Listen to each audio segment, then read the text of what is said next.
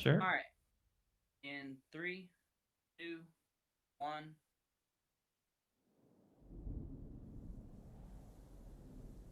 And we are back with a Powerhouse Marathon. And we will be seeing right now a Ghost of Tsushima run by Aeshmah. And yeah, we have met our incentives. Thank you guys very much for donating Irlak for $27 for the Kage team, also adding Bring Them as a little comment towards the last run. And yeah, Aeshmah, take it away. Alright. Hello everyone, I'm Aeshmah. I'm going to be running Ghost of Tsushima for you. And with me on commentary I have... Hello guys, I am Charlatan. I also run this game but in the easiest category. So I'm gonna be taking notes here so I can take away some advice from from Ash. Perfect. Getting more competition on the lethal category. So yeah, this will be a any percent new game plus lethal run. So we are doing a, well, basically from a cleared save file on the hardest difficulty. And since we are going to have about 3.5 hours to talk over this run anyway, I guess we can just go ahead and start this one. And if I'm not mistaken, Kage has won the bid war for the horse name, if that is correct. That is correct, yes. All And right. also, we are going to kill Shimura. Well, that can wait Ooh. just a little bit more because that is right at the end of the run. So you guys still have about a good 3 hours and 50 minutes, I say, to donate money to that if you actually want to kill him or if you want to spare him. So let's see how that I like develops that. over the run. All right. Anyway, once I press my button here, the run will start. So let's get this show on the road in 3, 2, 1, go. Nice. And here we are. So an interesting thing about the horses actually is that when you play New Game Plus and you play again, you can't choose the horse that you used in the previous run. So that's a really interesting thing because, well, I don't want to say anything, but something happened to the horse in the middle of the run. It just lived on with its horse wife and horse kids in a very nice place where we left it, and stuff like that, I guess. I don't know. Anyway, this is the island of Tsushima. It's got a little bit of a problem here because it's actually been invaded by a Mongol army, killing off all of these samurai protecting the island, except our main character, Jin Sakai, and his uncle, Dorchimura. And as you can see on the title card here, the goal of the first act of the game is actually to go ahead and rescue our uncles so that we can, you know, form something like a plan how we are going to tackle this Mongol invasion and fight back. So let's see how long that will actually take us. While I get totally lost in these woods here because I kind of take a route that I've never taken before, but thank God I found my tree that I'm looking out for so we can actually continue with this run here. Oh my gosh.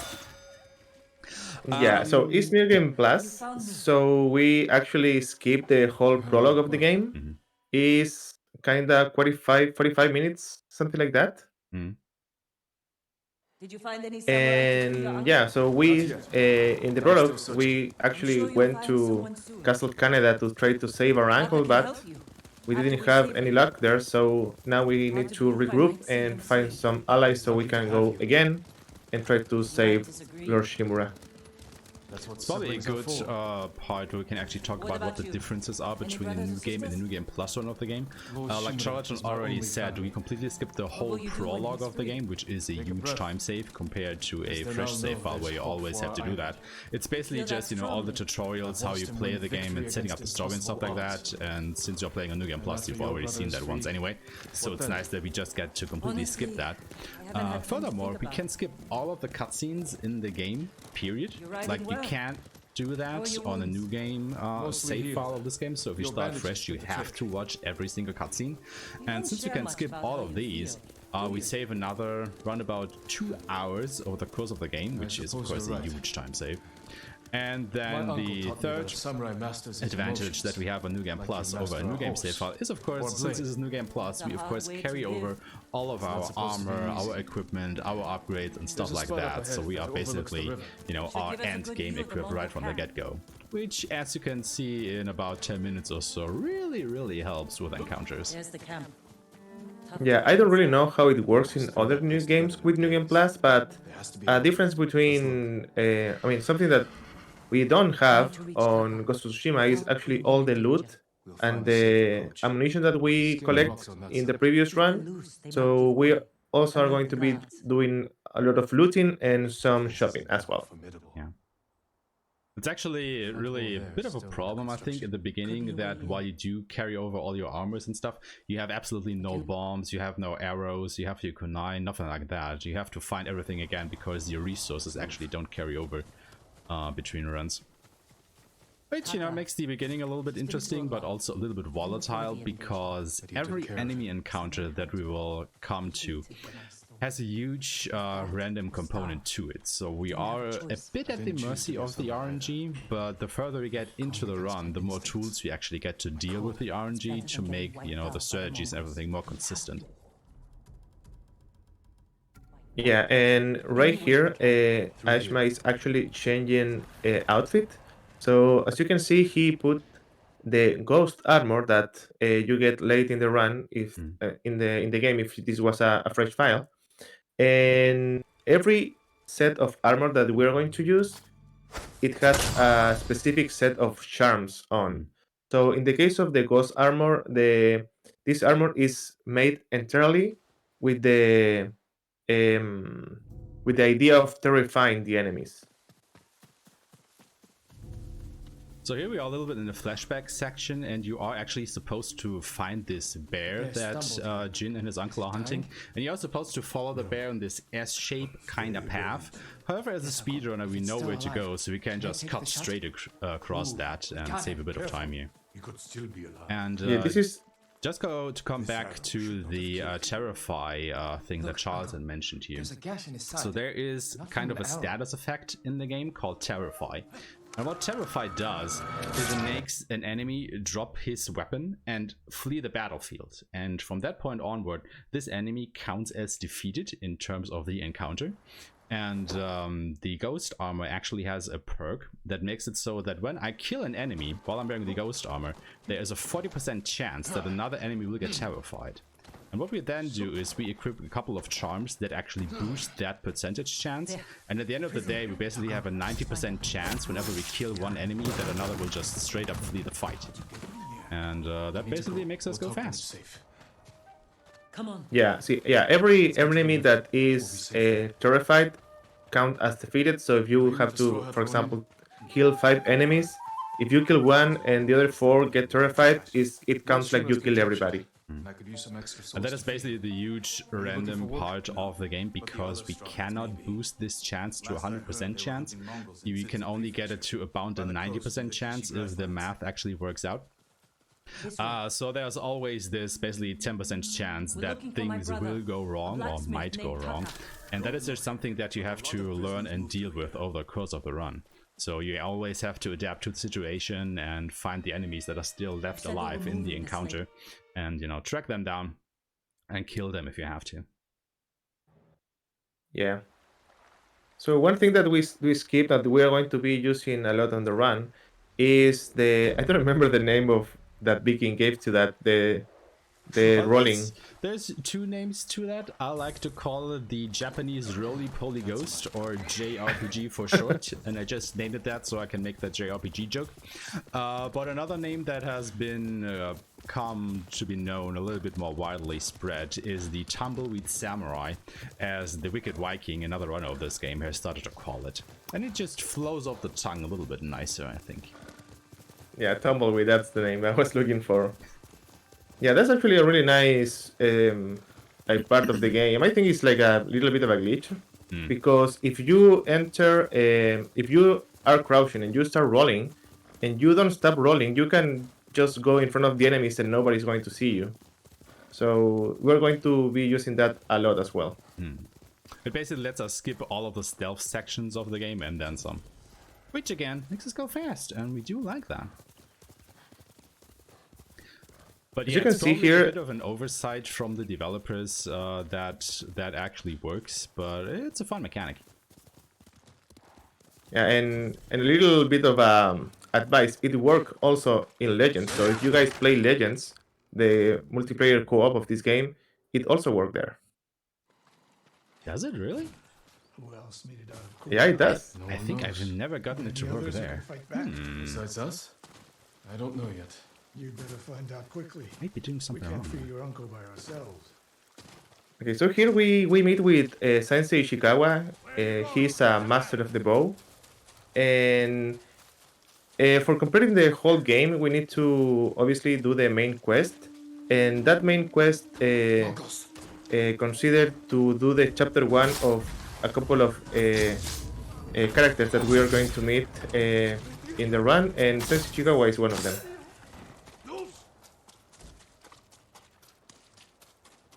So yeah, there you saw the tumbleweed samurai once more in action Fight like by John me Kennedy. just rolling up to They these fought well enough at patrol of Komoda. Mongols, and they were none the wiser until I was actually upon them and could start assassinate them. And you will probably see quite a bit of that over the course of the game here. But yeah, like we said earlier, the whole trick to that is you just crouch down while an enemy hasn't detected you yet, and then you just start rolling and you basically never stop until you are where you're supposed to go.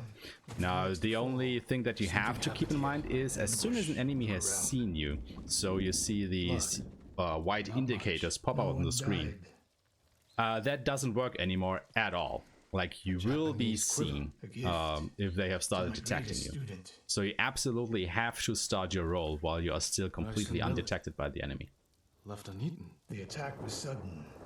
Yes. I fear the worst. So now we are going to we're gonna go with Sensei Ishikawa to a fort here, and this is how we get the bow. Lost enough there. Obviously, because this is New Game Plus, Mongols fought Ash like already has the bow, but my own eyes. we need to do this quest anyways. But on body, mind, and spirit. Yeah, it's a bit sad that the game doesn't account for you already having all these weapons and armor and whatnot that you would naturally pick up during the story. So you just have to go, you know, through the motions here and do all of that stuff again. So this is where we would get the bow. We do have to do a little bit of archery training here to actually show our sensei that we indeed are capable of using it. How does it feel? Like it was made for me. And then we can continue on our merry way here. Let's go. Yeah, we're gonna be meeting some characters, and Sensei Ishikawa is one of them. It is a good bow. So the next part is a Mongol camp See the Mongols that fire weapons. we need to clean so we can search for Sensei Ishikawa's I hope your apprentice student is inside. that is missing. So here we are going to. This is kind of a tutorial as well for using all the things in the battle. So we're gonna be using some hornet's nest, some gunpowder barrels, and some fires. That you are going to encounter these items all over the island, and this is kind of the tutorial for using them. Sting of insects and arrows. Those barrels. Yeah, you see, we basically have to look at all these different objects, and Ishikawa will tell us a little bit about how we could use them in the Those battle. hiding lights will kick up sparks. And start fires. They have many archers. The skilled. but we are And better. coming up now is a part that is actually dependent on the difficulty you play. What I will do now is pick up a few arrows that are scattered around this little plateau that we are hiding around. And depending on the difficulty, it actually matters, or it depends how many arrows you will actually pick up. Like, as you can see, I only picked up 1 explosive arrow and 2 fire arrows. On a lower difficulty, you would probably pick up way more of those. But since it's the highest difficulty, you basically only get a few of those as pickups. Yeah, I play on easy, and I most of the time guess like 6 or 4.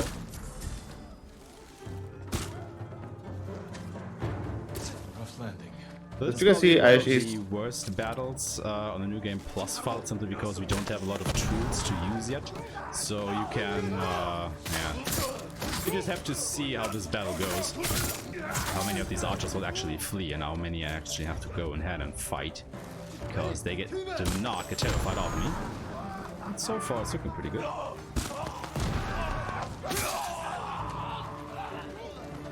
yeah, these guys here on the roof. You want them to be scared because he's flat. And you can use all the things here on the all the things that are on the fort, so you can skip the battle. And here you can see Ash just reset from save, and that's because Sensei Chikawa is somewhere and he needs to be there so we can continue the quest. But they basically saw me at the end of that fight. I was desperately looking around for the last enemy that apparently hadn't fled the fight yet.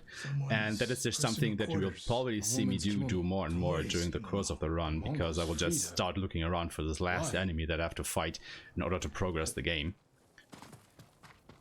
This time it was actually a big guy. I have never had that happen before. Normally I either kill him or with the explosive barrels, or he leaves the battlefield. It was actually the first time that I have to go ahead and fight him.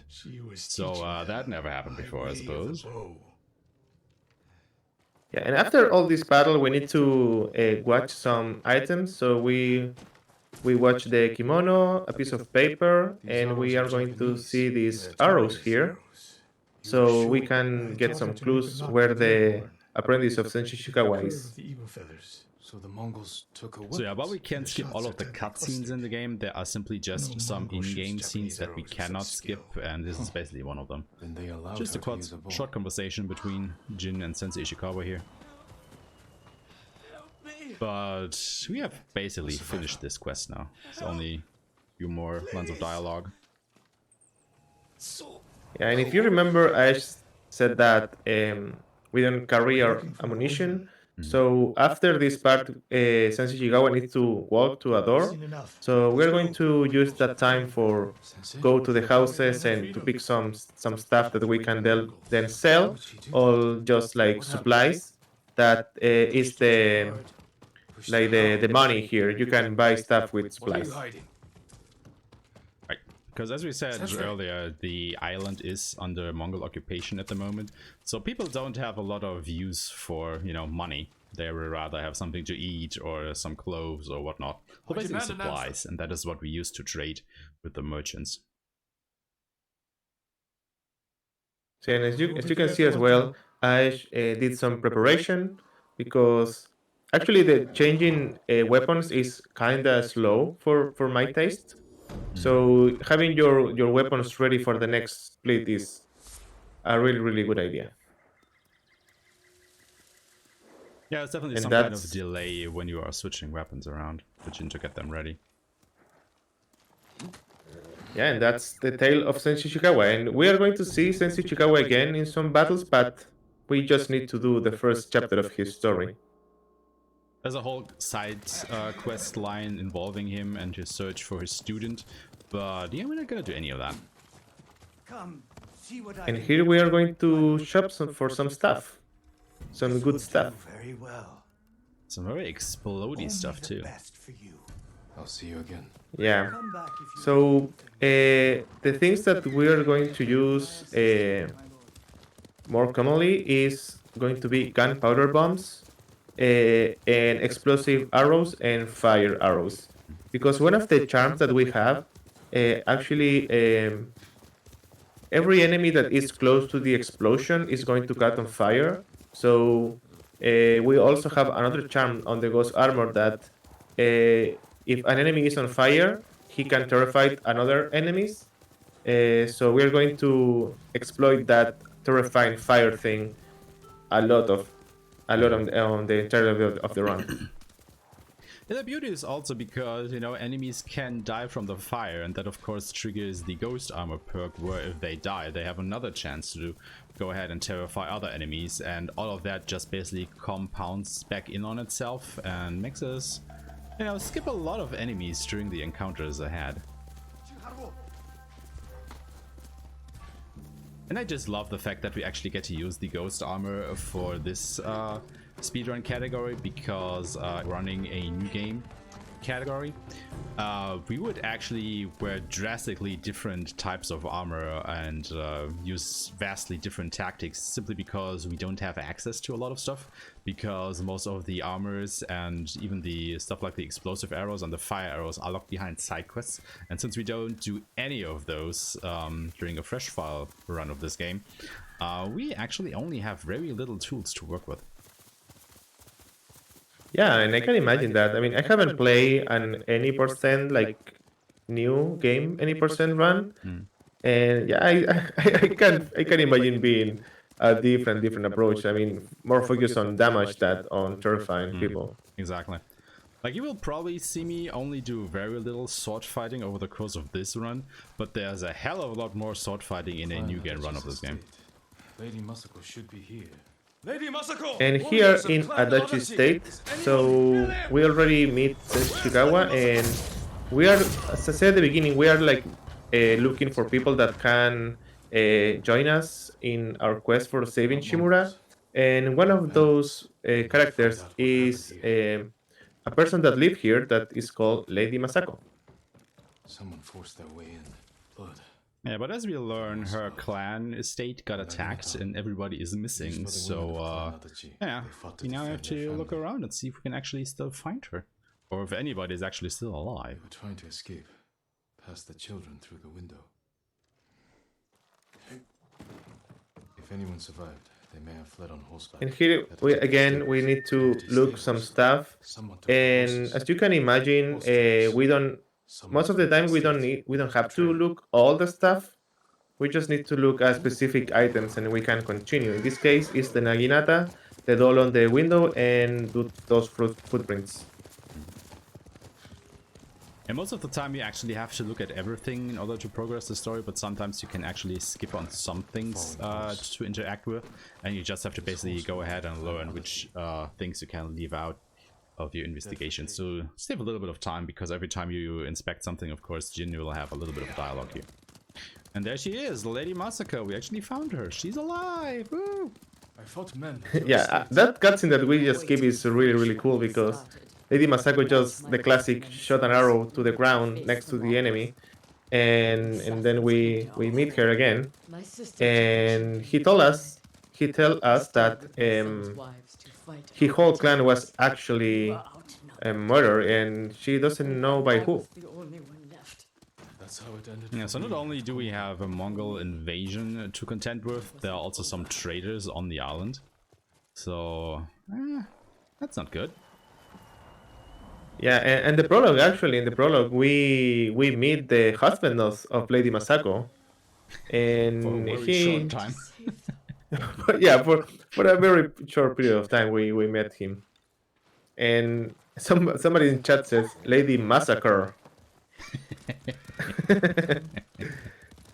Yeah, so there is a running gag in the community going on that because there's another side quest line with Lady Masako finding all these traitors that betrayed her and her clan and massacred everybody.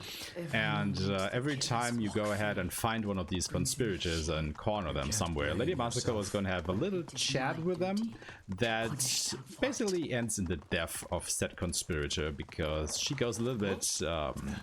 yeah, she has anger management issues, let's just put it that. And that is why we started calling Lady Masako Lady Massacre. Or Murder Granny, if that is more to your liking. I like Murder Granny better. Why is nobody liking the names that I come up for this stuff? God damn it. We do like the... well, we don't meet him yet, but the one that you have for Dorchimura actually is really good. Yeah, it's taking a while though. Thank you for your time. Of course. Okay, so here we are in the Golden Temple. So in all the island there is some like refugees, and this is one of them. And in these places we can buy stuff, we can improve our weapon, our gear, and if this was a normal run, this is where we get our first armor. But we were gonna get it, but Aish is going to change it right away because we don't like it. Yeah, this samurai armor is like really great when you're casually playing the game at first, but it's completely defense orientated. Like it increases your health, it increases or it decreases the damage that you take, stuff like that. But it just has no offensive perks, and you know, we want to go fast. We're speedrunners, so we want to take something that's a little bit more defensive orientated. Also, the chat is calling my name's not Mimi enough, so damn it. Yeah, and as you can see, Ash is jumping, and that's not because he wants to work in his calves, but because in some parts, Jin is going to be talking with an NPC, and then he can sprint. So a sprint, luckily, is the fastest way of movement. But when we can't sprint, sorry, the jumping is the fastest way of movement. We can't be seen. So it's basically every time the characters are programmed to have a talk between themselves and, you know, walk a certain distance, basically a walkie-talkie section, all your movement is slowed down except your jump, and that is why we just started jumping, because it's the fastest way of movement that we have available to us at that point in time. Hurry up. Yeah. So this is the Sogen trailing section. This monk is one of the conspirators, as we have learned in the assassination of Lady Masako's clan. And we are supposed to follow him to this den of thieves that is somewhere down this street here. I don't think so. However, he always takes the same path, so of course, since it's a new game plus one and we are speedrunners, we know exactly where he's gonna go. So we don't actually need to follow him, we can just lead him on, so to speak. And what I'm gonna do here is I will go to a pretty specific point, and I will wait for him to go around this rock there. Now, ready my weapon. And once he is around there, you can kind of see him in this red outline over there. I'll actually just go ahead and sprint to the next story progress point. And as long as I make it there before the timer runs out, I will actually go ahead and advance the quest, even though Sogen isn't actually there to do it for me. Yeah. So, even though Ghost of Tsushima is an open world game, when you are doing a quest, you can't move far from the NPC that is like the companion for that quest, and this is one of those points. And yeah, luckily we can just sprint there and trigger the cutscene for the next part before the time end. Stand and fight!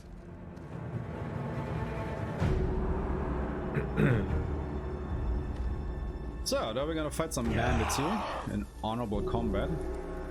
Well, at least at first, by doing a standoff against them.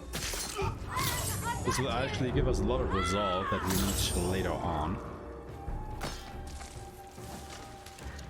So the resolve, you get the resolve when you kill an enemy or you do a perfect parry, and the resolve you're going to use it for healing, and you also can do what Ash is doing right now, the Dance of Wrath, which is that really fast attack. And here he's looking for enemies, and all the guys are dead or they run away. And Sogen's dead too now, because murder granny. Yeah. He just doesn't like him. Names. And here we look at this paper over the table that give you the list of traders. And now we talk to Lady Masako, and we already finished the Lady Masako's quest. Yep, there we go. And that is basically all that we see of her quest line, because as we said before, the rest is a side quest line. We don't do any of the side quests in the speedrun, of course. We will only focus on the main quests. So while we'll see Lady Masako again as a companion during the other main quests, we just won't complete her storyline.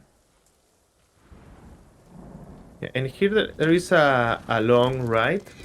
So as you can see, the HUD on Ghost of Tsushima is actually almost non-existent, and that's a really good for a normal playthrough. But when you have to go from point A to point B in the middle of the forest, I would really like to have a compass there, but we just need to get acquaintance with the landscape. And even though the game is fairly run, all these routes, they are not set on stone, and you can see every runner have like a little different route for going from point A to point B. Yeah, it's basically still a thing that we are trying to optimize a little bit more, because everybody has like slight variations on how they are going to move from one quest to the other, because there are quite a few of these longer riding sections in the speedrun, and we just haven't figured out yet which route is actually the fastest of them. Like, we have some theories, but I don't think we have tested all of them just yet. So, you know, there's still quite a few optimizations that can go into this kind of run. Yeah, and another thing that can happen while going from point A to point B is that Mongols patrols are going to spawn randomly in the map, and you don't want to be in front of one of them, because the horse, when you are in battle, you actually can't ride it right away. So if you get hit by a Mongol patrol, the horse is gonna run away from you, and you're gonna have some issues going back into the horse. So if we encounter a patrol, I would prefer to lose some seconds and go around them, that actually YOLO the thing and go in the middle. Yeah, for sure. Like, if you get shot down from your horse and you have to run a fair distance before you can get it back, that really just loses your time. And there is already a patrol, so they actually notice me, which is indicated by the indicators turning red, and now they're trying to shoot me. And if I would get hit by any of these arrows, I would get shot down from my horse and basically lose a bit of time there, so I don't want that to happen. You can kind of circumvent these archers by starting to ride in a kind of zigzag motion. But if you're just too close to them, they will definitely hit you, and that can be quite painful. Yeah. So here we're going to actually activate a fast travel point for later. Because this is an open world game, so we need to go from one point to another point. So if we can activate a fast travel point for later, we're going to do it, and this is one of the cases. So we're going to go to the side of the Mongol fort, and there is a bamboo stand. And in the normal playthrough, if you do this kind of it's like I don't know how to call it. A bamboo cutting exercise you may have seen. Yeah, like an exercise. People do with a katana, where you just slash down these bamboo stands. Yeah, and every time you do one of them, you get one resolve. But we since already it's have a new game plus, and we already have our maximum amount of resolve, we don't need to do that, of course. Yeah, so we already activate that point, so we are going to be fast travel to that point later. So what does resolve actually do, or what is resolve? You might have seen it in the HUD when I was doing the fights. It's those little golden orbs in the lower left corner of the screen, and you can have a maximum of 10 of them. And you use those basically for your special moves, like Charlton said earlier for the Dance of Wrath, these 3 quick and high power strikes. You can also use 3 points of resolve to revive yourself should you get downed in battle, which is pretty handy on lethal difficulty. And so yeah, managing our resolve is also a bit of a challenge over the course of the run at certain points, because we definitely do want to have access to all of our resolve during certain fights. And this is another part where we are gonna have a little walk and a chat with our allies here. However, what I will do is I will lead them on a little bit by starting to inch closer to the maximum distance that the game allows me to get away from them. And if I do this correctly here in just a moment, when they actually start walking, How bad is the I can just go ahead and skirt around the edge here. A few people fought. And then Kenji A few people fought back. will be very adamant A few people fought back. about telling us A few people fought back. that a few people A few people fought back. fought back. A few people fought back. as The ones demonstrated. left alive are prisoners. And this is actually pretty funny because it only happens with Kenji's voice lines in this particular conversation. If you let this conversation play out a little bit so that Jin or Yuna start speaking and you go out of range, their voice lines will actually get skipped completely. But once it rolls back to what Kenji is saying, once again his voice line will get repeated. Not the few people fought back voice line, but the next voice line in his script. And this little card right here is the only break that we are gonna get during the whole run. So, you know, guys, take the opportunity to stretch and hydrate and maybe read a donation or whatever it is. Maybe read a donation. That's my cue. I don't have any right now, but of course, we're just still taking your donations towards direct relief. And these are now coordinating with public health authorities, nonprofit organizations, and businesses to provide personal protective equipment and other items to health workers responding to the coronavirus. So, if you want to donate, let me, because our bot is sadly still away on vacation, drop you the link right there. And if you want to have or like chip in, have a donation, maybe also have a little voice in this incentive that's still coming up in the run, which is either killing or saving Shimura. I don't know if you want to weigh in, Aeshmah, what your favorite is. I will in actually just a second. But there is something coming up once we leave this card here that I want to talk about, because we have now made it into Azamo Bay. We're here to free Yuna's brother, who is being held prisoner. And what will happen is we will look at a slave trader who is inspecting some, well, slaves. And that can actually, well, soft lock your run a little bit if you are unlucky. Because what will happen here is we will try and, as quickly as possible, make our way onto a rooftop that is a little bit in front of us here, and then very quickly we want to try and go ahead to inspect this slave trader. And you can see him there with the torch. And what we want to do is we want to inspect them while he is kneeling down for the first slave, and then press the X button. And if I did this correctly, once he gets up, he will actually start walking along the path that he is supposed to.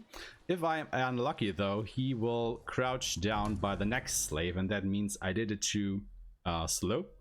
And he will basically just cycle between these slaves more or less endlessly. So now I have to do it again, and I will lose a little bit of time because of that. So now you can see he will actually start walking.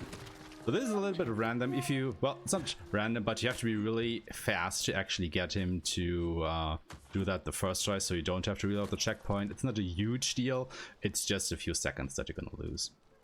And now we just basically have this kind of auto-scroller where we just need to follow this guy through a whole lot of the town here. Coming back to the donation incentive, yes, I actually do have a preference when it comes to killing or sparing Dorchimura, because the thing is, whenever I get a PB, I will go ahead and kill Dorchimura, and whenever I don't, I will spare him. So yes, I do want to kill him. Simple as that. Okay, so you heard it. So if you want our our runner here to PB, maybe you have an influence on that if you donate a little more towards killing Shimura, or maybe if you're in a more combative mood today, you donate for the other thing. That's your choice. And yeah. Fun fact, I actually PB'd during a marathon that I run in, I think it was last weekend. I set a new PB/world record by a time of 3 hours, 21 minutes and 48 seconds, if I have it right.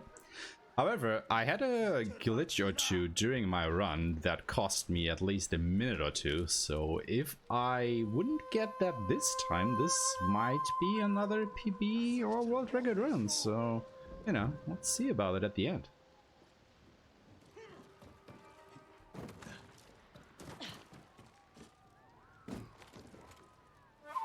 Also, this Mongol here is probably the most deaf person in the world, because he will just move under this, and if I just jump on it, that guy just doesn't care.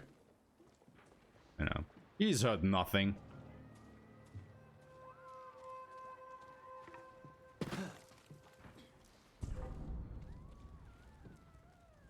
Alright, now we gotta wait for this conversation to end. What is problem? Your blacksmith, Taka.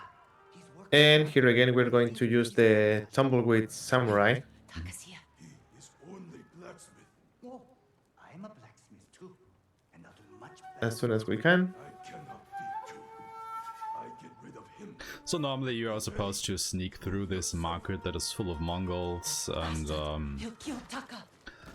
we're not gonna do that. That takes way too long. That's way too much effort. We're just gonna roll through here. You know, nobody sees Yeah, and this. Nobody. And as soon as Jin says the a dialogue of line, we're going to restart from save, and that's going to teleport the slaver to another place, and us as well. And it's going to put us in a really, really good position.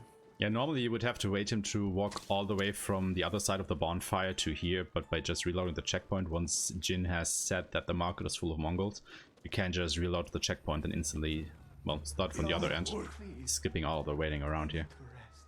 It's Taka. Yeah, and here we meet Taka, which is the brother of Yuna, and he's actually Nearby. Then that's a what we break blacksmith. out. So it's a really, really good.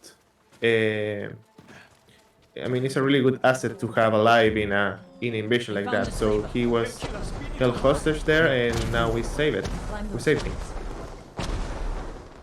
Where are we going? Kenji's waiting And for now us we at the quickly gotta crossroads. leave because, of course, they have found the dead slaver that we just killed and the cutscene that we skipped, and we have to hightail it out of there before we get caught as well. Even though I'm pretty sure we could just fight all of these Mongols by ourselves, because we definitely have the tools for that. But oh well. Yeah, and I think this is a good place to explain the stamina on Jin. So Jin actually has stamina, so he can sprint forever.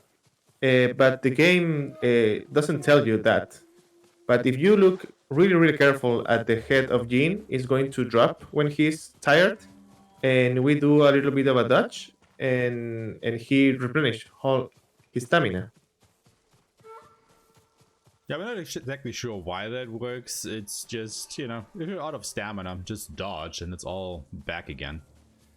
I mean, just imagine what that would mean for a game like Dark Souls, where if you know, you would just run, lose all of your stamina, do a roll, and you would have it all back. That would completely change the dynamic of that game. But we can't go back to my place. It's crawling with Mongols. Yeah, I think it's a really nice touch that you don't have like a stamina thing, but you have the visual cue that he's getting tired. For sure. I think it's a really cool thing. But yeah, this is another longer walkie-talkie section that we can, well, not completely skip, but, you know, make by go quicker a little bit by just dodging our horse and jumping up this mountain trail. And some sleep. I can help Yeah, you because it with makes sense that jumping away is faster than going on horse. You've been Yeah, quiet. totally. First time in days, I haven't felt like I was about to die. My lord, I am grateful. So this is the end of the quest of Taka, and we actually end up here looking to We have something. the Komatsu village, and this village is going to be important in later in the run. It's just over that ridge. They have a fort. Yeah, another 20 minutes or so. Probably. Stars align. But before we get there, we have some other business to attend to. Yeah, so we are going to get into our little horsey here, and we are going to actually fast travel to that bamboo point that we activate early. Yeah, this is the one that we grabbed on the way to Azamo Bay before we started the last quest. And now we're just gonna go in a different direction. Because if you remember, in the very first quest that we did in this run, where we rescued that other prisoner from that little war camp, that was a Strawhead Ronin. And he basically told us that the other Strawhead Ronin are somewhere here located in the Kishi grasslands, and now we think, well, maybe we can recruit those guys to try and help us out, save Lord Shimura later on. So We're having a look around, see if we can find them and recruit some more allies here. Yeah, and here when we ride into the Krishi grasslands, you can see Ash is moving a little bit so he can pick some flowers. And one of the weapons that we have, because this is New Game Plus, is the blowgun. Ambushed. And the blowgun has two different type of Attack darts. started here. One of them is poison, and we need some of that for later. Yeah, because the poison dart is basically an instant kill against any enemy, and as you can probably tell, that is quite useful. So now we find this little fire here. So we're going to go and investigate and see what's happening here. Trying to get away from it. And here we meet Ryuzo, an age-old friend of Jin's, and immediately we will get attacked by more Mongols, so let's try and get rid of those guys.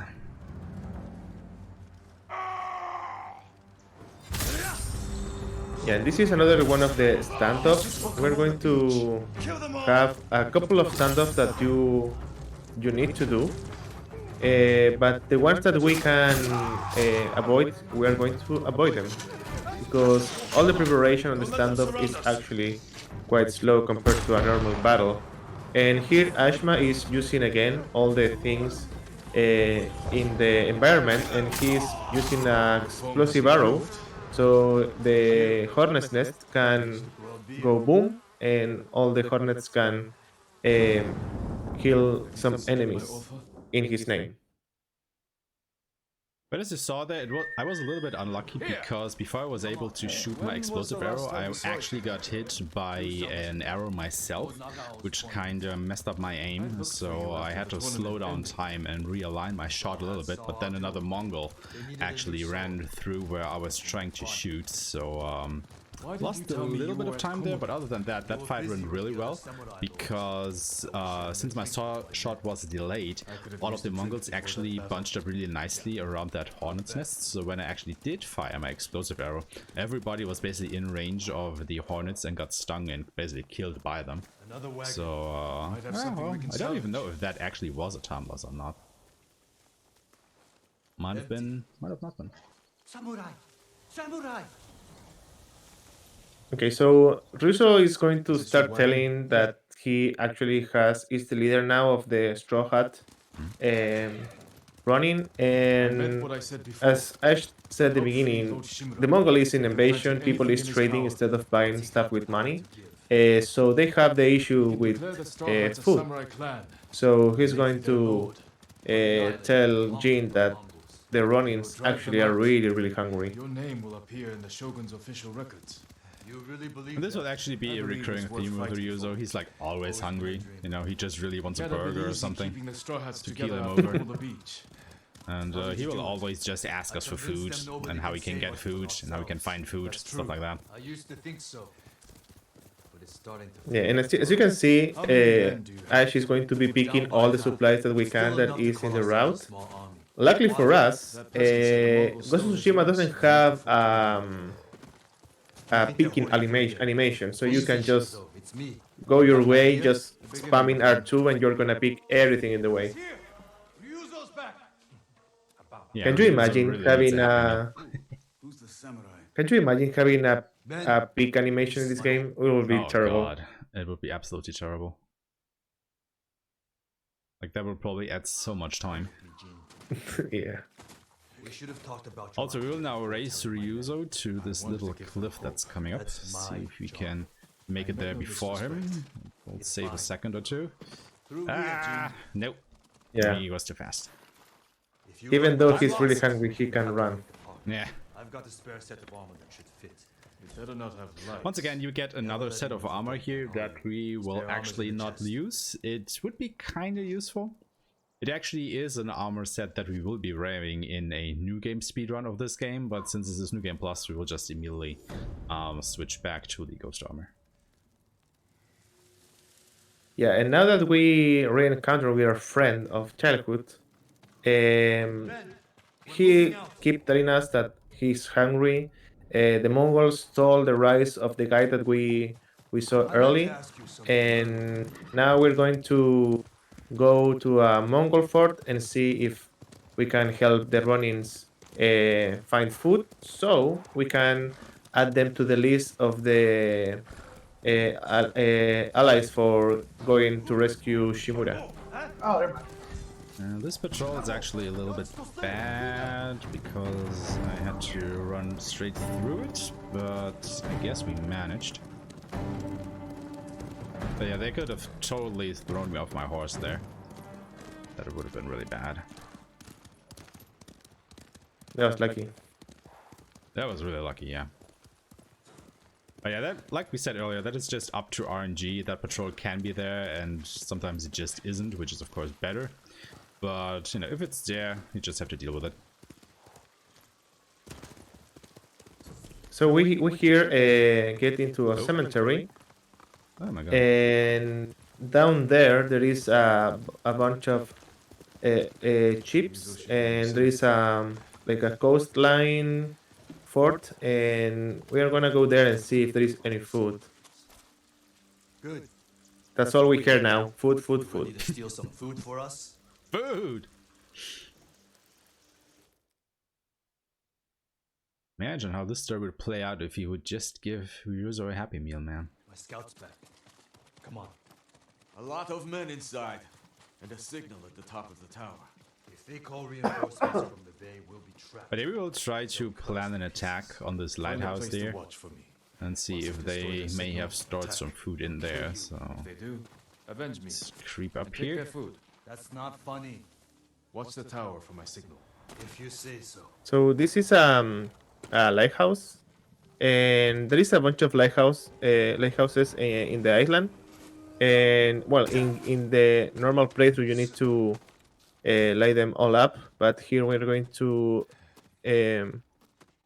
light this up because it's going to be like a signal for the allies. But before that, we are going to to break the alarm of the enemy. So you're gonna break the alarm of the enemy, and you're gonna turn on your own alarm, which makes sense, I think. Somehow, yeah. It's time, Yuzo. But yeah, coming up is basically another big RNG fight of the game. So here's hoping that the enemies will just run quickly before us. We'll just throw the bomb into the thicket there. Hopefully we hit every enemy. Yeah, it's a really nice thing. So when you have some group of enemies to throw a bomb, if you have one in the middle, and most of the enemies are gonna catch on fire, and that's going to increase again all the chances of the other enemies to be terrified by that. Let's get you. That was a pretty good fight. That was a really good fight. Let's see what we're up against. Russo was in a really nice position as well. Yeah, definitely. I could just immediately talk to him and continue on. Small boats That was really good. We could steal one. It rarely Yeah, goes so- that well. Here again, we need to watch some stuff to plan the attack, I want my men far and from this line. so we can go to the boats and find some food, I think. The Mongols Hopefully. I mean, people are hungry. Hey guys, it's Steve Zero here. Just want can I pop in for a sec? We'll get their attention. Hello, hello. But we need them to Hey, look I just away wanted to from say again, thanks everybody for all your donations. Right now we're sitting at, I know it's about 2 hours away probably, but we're sitting at $29 way down to the Aeshmah for Kill Shimura. Nice. Definitely beating save. watching you So fight back there. if you want to save Shimura, I have no dog in the fight. Whatever it took. Get your money in there. Telefiles, go to the link We below. fought just as I was trying to raise money for Your men should be in position. direct relief. But yeah, we're Kill Shimura is definitely winning right now. So I think Aeshmah is happy about that. For sure I am. So if you want to make his life completely miserable, please donate to bring in the save Aeshmah. This wasn't the plan, G. Don't. There's no time to fight. He needs to die. We need to move quickly. Take an oar. Or if you want, to him to die even louder, you can donate to the. Distracted the ship's crew too. So one interesting thing that actually happened Nothing. right here Never is knew a that duel bothered there you is so some much. stuff that you can activate only when there is no You enemies should have told nearby. me earlier. But in that cases, we are going to use a smoke bomb, because the smoke bomb, when you are in the middle of the smoke, obviously, the game recognizes that nobody is seeing you. So you can actually activate stuff that you need to activate alone if you throw a bomb and Surprise them. in the exact place when you have to do it. Because what basically happens is when you throw down a smoke bomb, have to you move get fast. taken outside of combat, because normally you would use smoke bombs to try and assassinate people while you are fighting them. Archers on the next ship. You brought your bow? And yeah, we basically abuse this to be able to trigger some events when we are actually not supposed to be able to. So here we'll just wait for the enemies to clump up once more. They're a little bit slow to get over the flank over there, but no matter.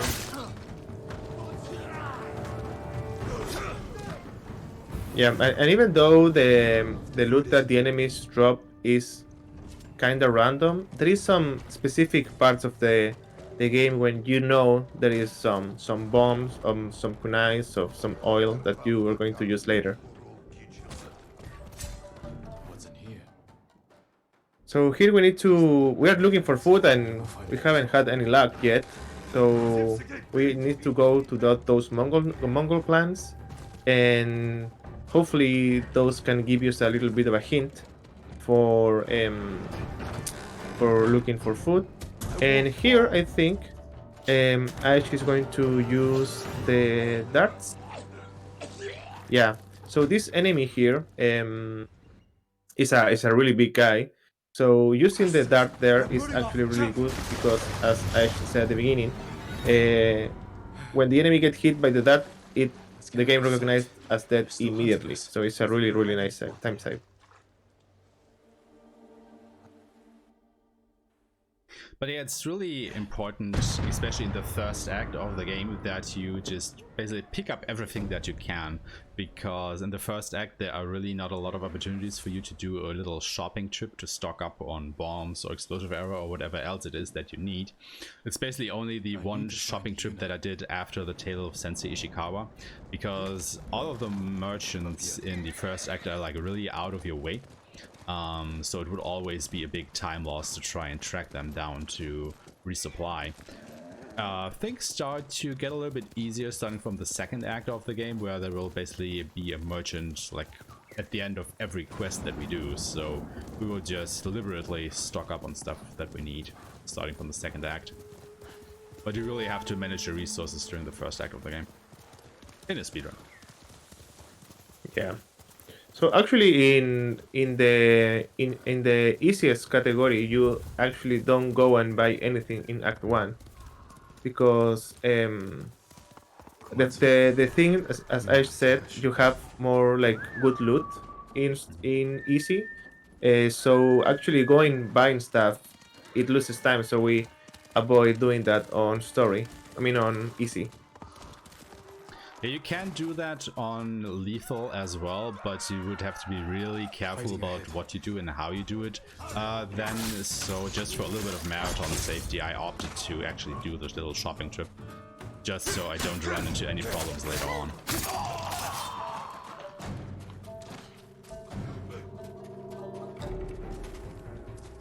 Who are we missing? Ah, actually a Mongol up there. Where did you go? There he is.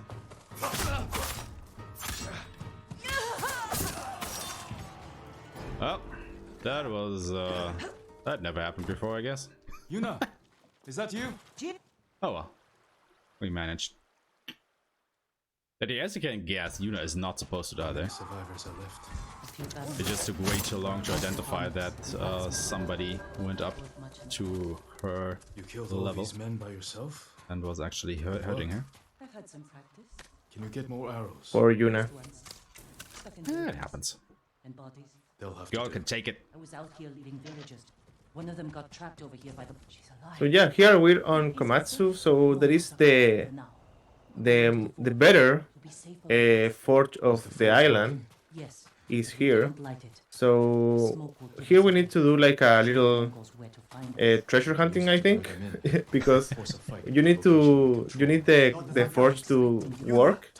So Taka, because he's a blacksmith, he can use the forge, but he can't do it alone. So he actually need Assistant. his friend to make the forge work. So we need to go and find his friend. He is right over there in that building. Captured by the Mongols, of course. And hopefully, after we save him, we are ready to go, and Taka can make the tool that is going to help us going into Castle Canada. Yukio? But of course, it's not that easy because Yukio, Taka's assistant, is actually looking for his wife. So now that we have found him, we need to go and look for his wife. It's never that easy. Nope, never is.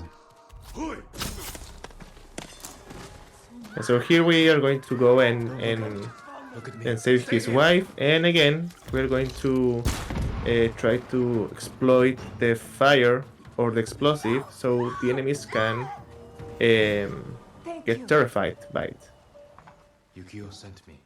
So now that we have found everybody, we can actually make our way back to the forge. And one thing that is critically important here is, while we are in a company with NPCs like we are at the moment, we do not want to get into any enemy encounters, because if we do, we can't actually run away from them. We would have to take that fight. And as you can imagine, that is slow. So we'll very carefully circumvent every fight on the way back to the forge here. Yeah, and by carefully, Ash means that we already know where to go, and we're just jumping and running. But yeah, you don't want to get spotted here. Bad news. Now that we're back in the forge, we actually noticed that, oh no, Yuna is missing.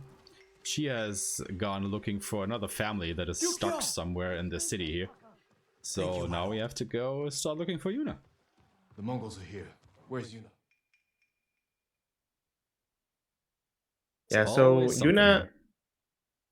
Yuna is here by the river, and the game tells you that you need to talk to her, but you actually don't. Yep. We'll just completely ignore her. Because we're just that kind of guy. So as you can see, this whole town is empty. It was taken by the Mongols, so even though we want the forge to work, it's not that easy, because if we activate the forge, obviously all the Mongols are going to know that something's happening there. So we don't know how to proceed. Or I mean, we as the player, but Jin has a plan, I think. You say So now we have rescued that family that Yuna was Everyone stay looking for. close to me. And now once again, we have to make our way back to the forge without getting spotted. where did he come from? It's a Yeah, and long we're going story. to The way he killed them. obviously Maybe you're right. in our way to try to pick some loot. So as you can see, some linen that we can sell. Linen and iron you can sell for supplies. And there is a gunpowder bomb there. And yeah, now we go to the forge, and we actually are going to tell Taka to activate the forge so we can fight the Mongols in a location that we know. So that's Like the forge, Jin's plan. So normally, of course, you would use the linen and the iron to upgrade your armor and weapons and stuff. But, you know, again, it's a New Game Plus save file. We've already upgraded everything to the maximum, so we can just safely sell them. Be able to buy more bombs and stuff. Yeah, this is the grand fight for Komatsu Forge. All of the enemy spawns here are actually set, so we can just get ready for them. Because we know where they will appear from. Hopefully make this fight go pretty fast here. Yeah, it's a it's a scripted battle. The only thing that can go quote unquote wrong is the RNG of the enemies getting terrified or not. You want them to be scared as much as they can, but they always spawn in the same way. So it's kind of a consistent fight. We have to kill them.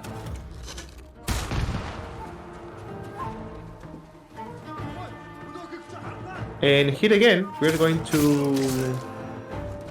I mean, I don't know if Ash is going to use the blowgun here. Ah, I will. Yeah, so here again we use the blowgun against the leader because the enemies obviously they vary. So you have some small guys, some guys with helmets, and you have the leader that also have a lot of health. And again, the blowgun, when just one hit, the leader dies. So it's actually really good to use it. But the blowgun has a little bit of a step down. So we talk about it, how you need to do the Sensei Chicago quest so you can have the bow even though you already have it. And the blowgun, you actually got it from a quest as well. But the problem is that when you get the blowgun and you use it for the first time, you get a flashback of Jin and how his uncle is telling him about honor and how that's not the way of the samurai. But if you use the blowgun before that quest, you are not gonna get the flashback. So that's why we use it in Act 1, but we don't use it anymore. Yeah, exactly. Because, you know, getting that cutscene, that flashback, you cannot actually skip that cutscene, even on New Game Plus, so you always have to watch it, and that is just about a 20-second time loss or something like that. So we don't want to get that. So after a while, we'll just stop using the blowgun to not trigger that flashback. Yeah, and another killing technique that can activate the flashback is when you do a silent kill from above. So you also want to try to avoid that on the speedrun because again, that's a flashback that you can't skip and it's only time loss. An iron hook.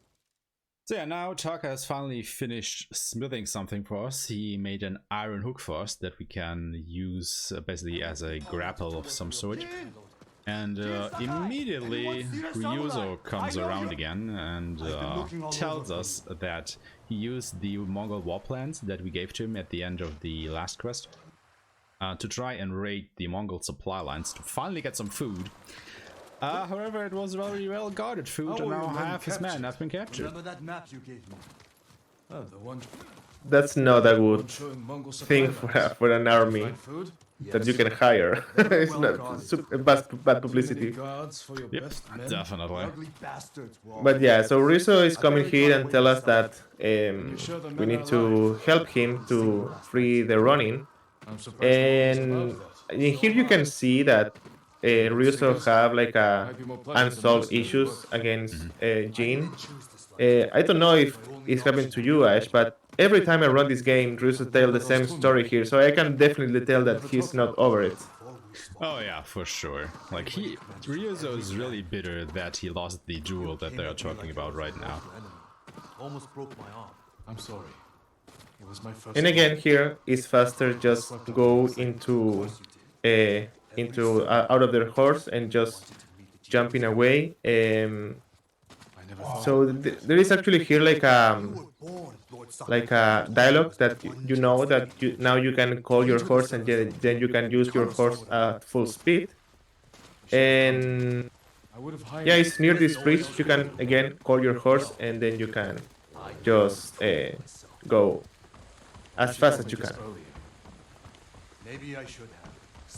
Also, a little tidbit there, you might noticed that whenever I call the horse, I turn the camera around to actually face Jin. The reason for that is you can basically think of the camera as a 3D object in space, And wherever the camera is, the horse will spawn from when I call for it. So if I have the camera positioned behind Jin like I have now, and I would call the horse, it would come from behind me. But if I turn the camera around to face Jin, the horse would actually come sprinting at him. And that basically saves you a little bit of time if you're already running in a certain direction, because the horse actually starts sprinting at you and you can just immediately grab it and continue running in the direction that you are facing. It's just, you know, a little optimization. Yeah. So here we meet with the half of the straw hat running that are free, and we need to go to in the fort when they have them prisoners, and we can free them. And this is actually kind of the tutorial for the hook, basically, because you have to do a lot of hookling for getting to the top of the fort.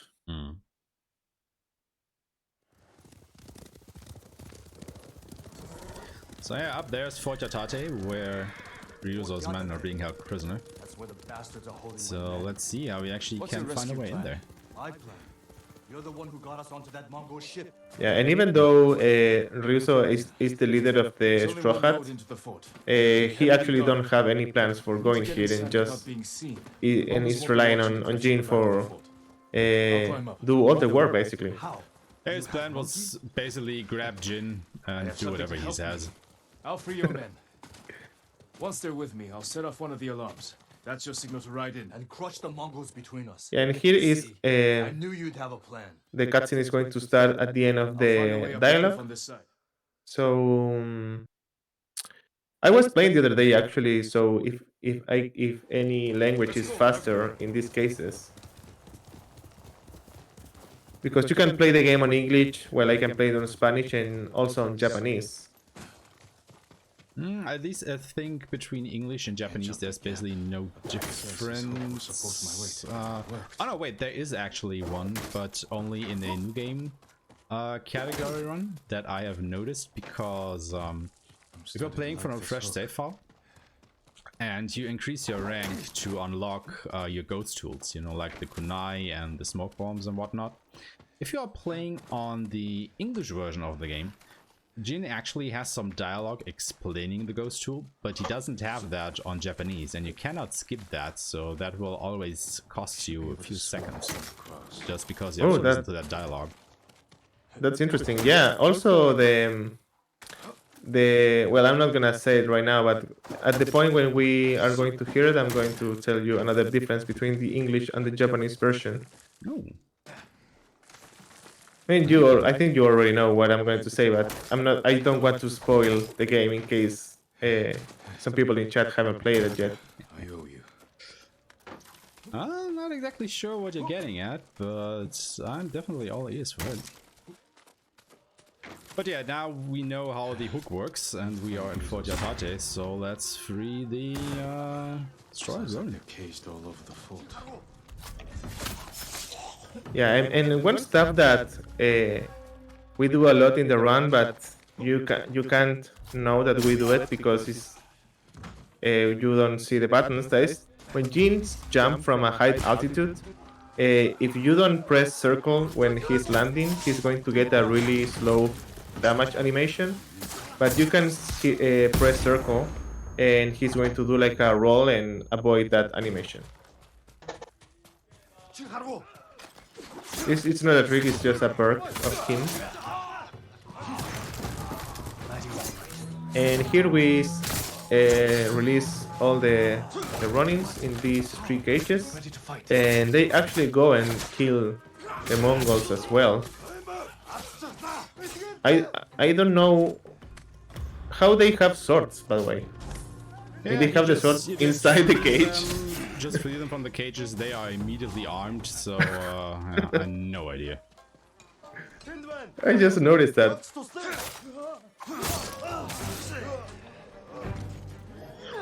And again, here you can see the enemies in the background, they kinda stop when you are killing somebody, and I think that's the game just like doing the RNG of, oh, is this guy getting terrified? Set up alarm. Get Ryuzo in here. And now that we kill everybody, we're going to activate these fireworks so the other Rojas are outside and can enter to the battle.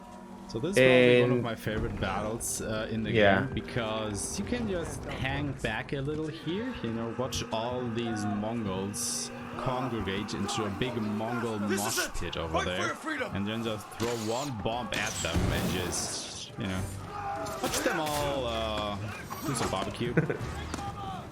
Yeah, it's a really good fight to show how powerful basically the gunpowder bombs are. For sure. They are really powerful, and even though more with that charm that we have, that all the enemies that are in the kind of in the area of the explosion catch on fire. Yeah. So that was basically like, I don't know, 20 enemies or so, like gone, eradicated with one bomb throw. I need to meet Yuna in Komatsu. Yeah, and this is actually the this let us pass to the last quest of Act 1. So Tsushima has 3 acts, and each act has one like main quest. And you remember this Act 1 is rescue Dorchimura. So now we can start saving him, rescuing him from Castle Kaneda. Welcome back. And I think legitimately this is one of my favorite quests in the game, the end of Act 1, because it's like really cinematic in a way. Like it's one of the longer quests in the game if you play it casually. There are a lot of fights going on, a lot of story progression and whatnot. It's like really fun if you play it for the very first time. And it's still very fun in a speedrun setting, because a lot is going to happen here. Yeah, even though... Go ahead. No, here we actually Aichi is going to pick some stuff, but we have some time here. So if any of the staff want to say something, we are going to go to this campfire and we're going to wait for Yuna here. You'll feel better. Forget all about Asamobe. I forget for both of us. And there she is. Everyone, it's time.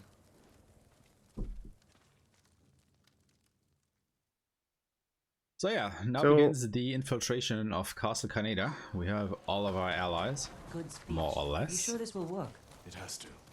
As you can see, we have Yuna, Senshi Shikawa, and Lady Masako. So the 3 like storylines that we begin, and now we can go to Castle Kaneda. But the Straw Hats that Jean's hire, they are not here yet. So hopefully they're going to join Jean later in the infiltration. I mean, you tried really hard to get food for them. They better come. And yeah, even though Ghost of Tsushima, as you can see, is 3 hours and 30 minutes with an SSD. If you want to play this game and you think, oh, but 3 hours is too much, we actually have a category that is only Act 1. So it's like 1 hour and 20 minutes, something like that. So if you want to run the game, a good entry-level category is just playing Act 1. So if you guys are interested in that, you are more than welcome to join the Discord and start running Ghost of Tsushima. This time, we'll take it. We need to clear the courtyard. Quietly.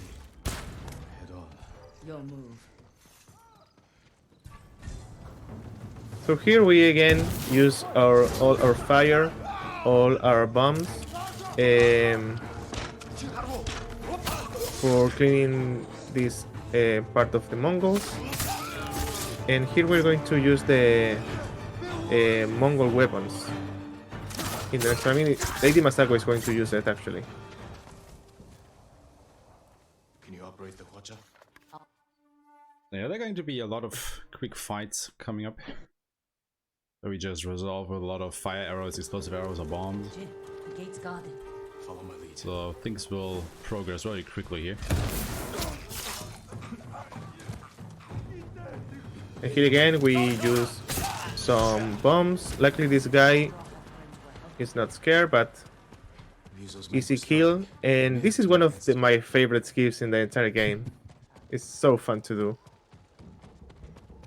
So here you basically need to go to the right and kinda use some points, but you can actually go through this bridge and just YOLO and grab that tree there.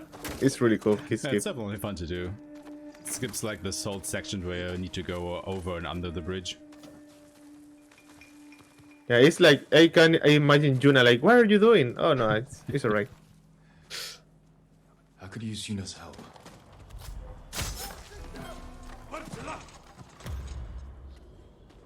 This is the one of the last sections, and here is Ash using actually the blowgun for the last time for killing the leader. So the leaders actually, when you silent kill him, you get one full ghost dance, but it's kind of a slow animation when you do that. Oh, that wasn't in the script. Oh, that was weird. That was really weird. I was in the animation to attack him actually, but the guy was just like, nope, I'm not gonna do that today, buddy. Yeah, I never seen that before. Yeah, me neither. I don't like it. Because now we have to do all this again, and we don't have the poison dart anymore. And that is a little bit of an unfortunate time loss there. More gods ahead. And here we open the door for our allies. And yeah, Jin already said that Ryuso failed him. So they actually didn't came to the fight. So it's only Jin, Sensei Ishikawa, Yuna, and Lady Masako. I wonder why Ryuso didn't come. Probably nothing bad's gonna happen, isn't it? Just hungry. Again. He felt hungry and didn't come.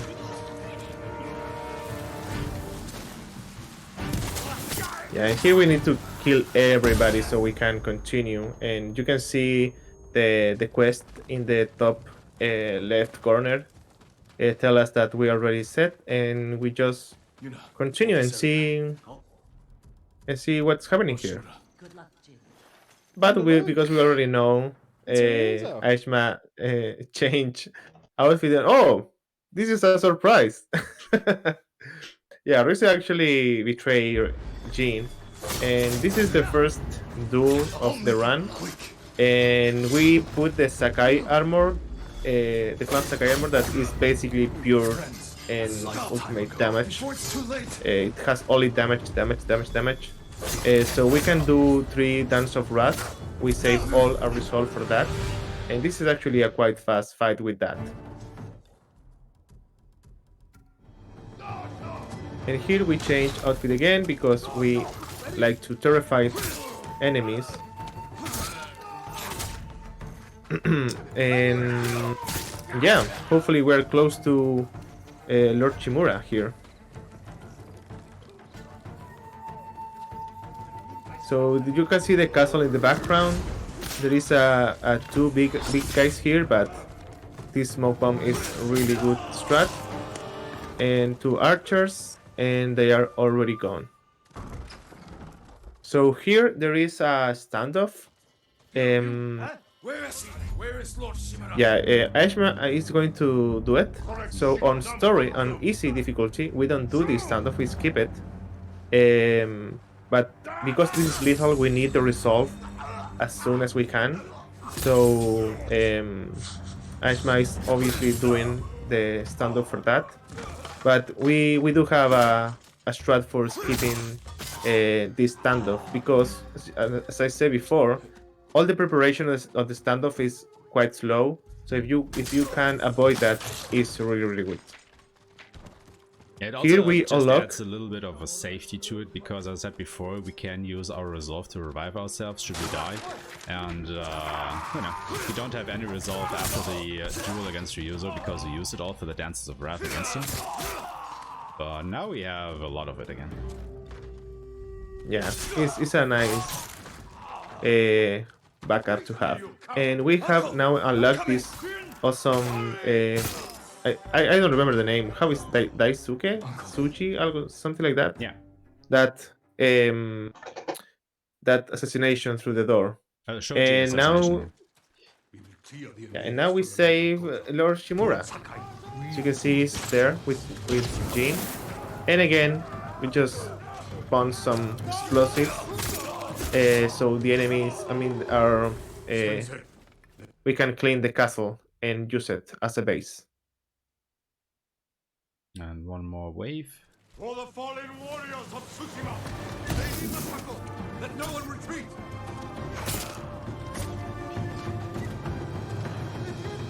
And that is the end of Act 1. Well fought. Nice. So yeah, if you want to run Act 1, you stop the time when this quest appear on the screen. And yeah, it's a really nice category to begin with Ghost of Tsushima. And Lord Chimura is safe. Woohoo! Hooray! Did we win now?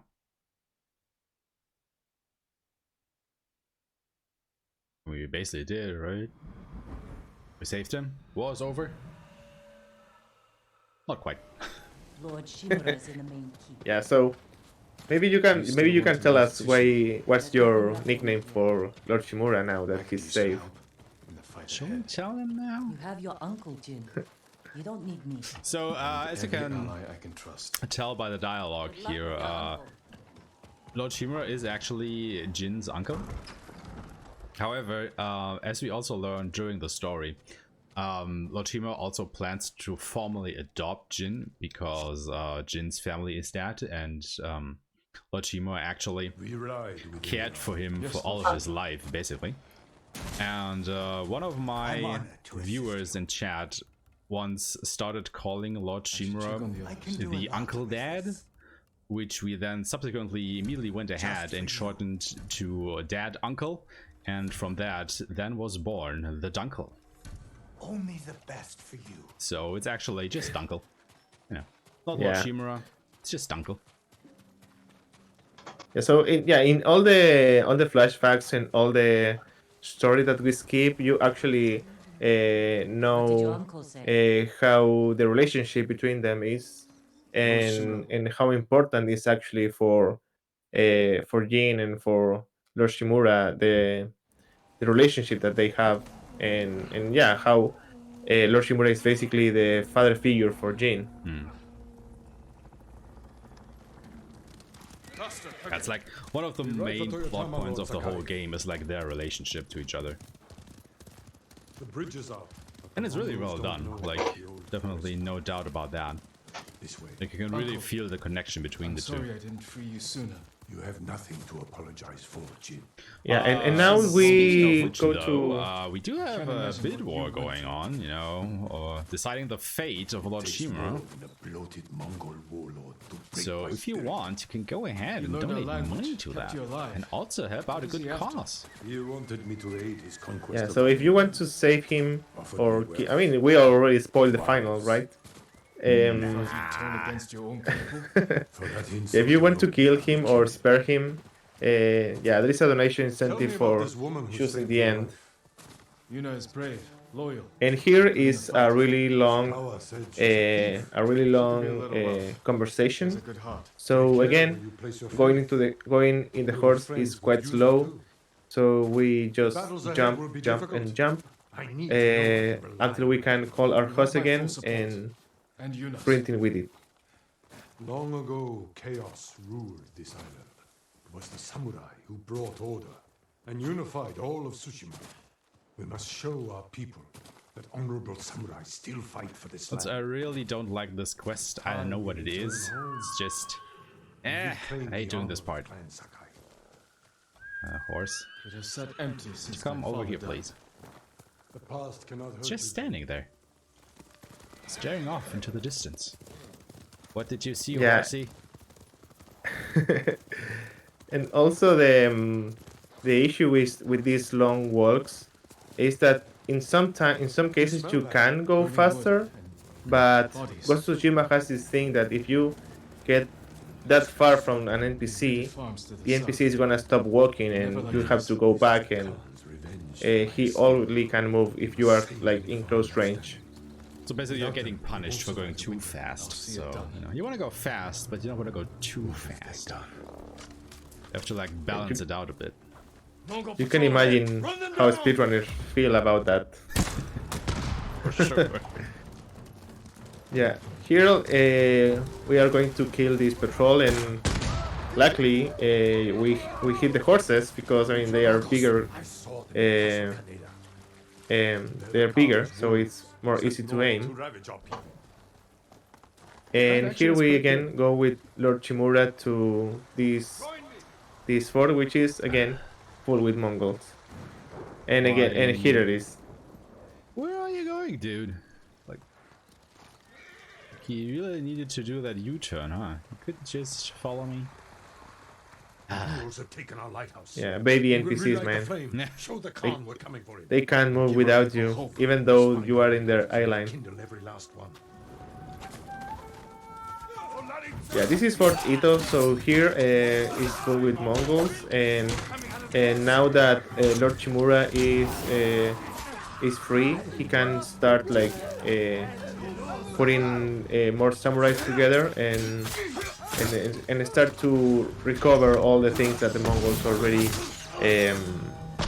like take, and this fort is one of them. I'm really not So having a lot of luck with my tower fights today. yeah, it's one of those days. I would really like to know like the exact percentage of that. And yeah, a really nice thing about Ghost of Tsushima when you have to like kill one enemy is that a little icon appears on them.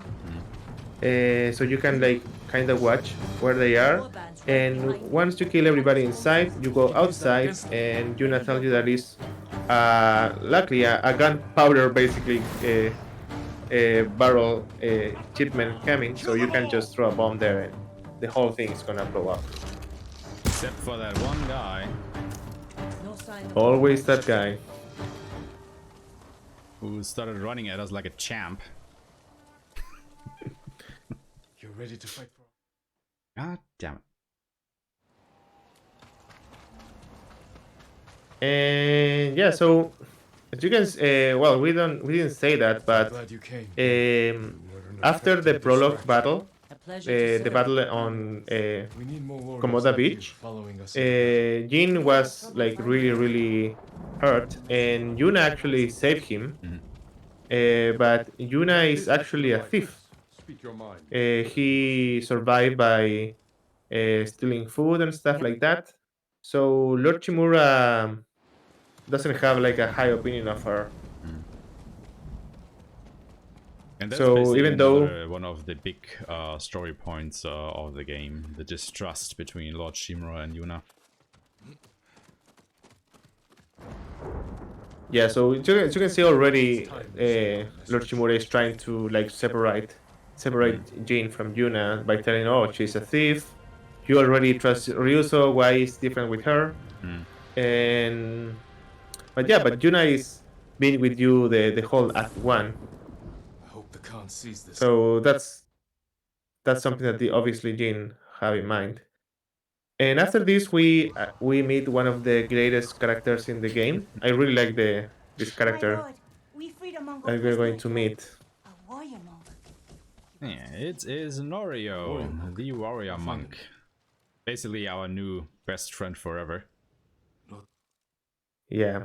So Norio is another one of these characters that you meet only once in the run, but he has a whole story that you can follow and know the full story about Norio, and it's actually a really heartbroken story. It's a really good. I really like it. He's also the only main character in the game, so to speak, that you do not have to do any quests for. Like, if you remember in Act 1, we had to do at least one quest for Sensei Ishikawa and Lady Masako, and then a whole bunch for Ryuzo. But for Norio, nope, we're not gonna do any of his quests, like, at all. So, sorry Norio, we'll be seeing you around, I guess. Yeah, in 100% runs, you see Norio. if only they exist. Yeah, Yeah, so one day we will run the platinum percent. One day. so as you can see in the screen, Act 2 just begun. And as you can see, it says Isuhara is under attack. And we said at the beginning that you need to go to point A to point B without a compass, for example.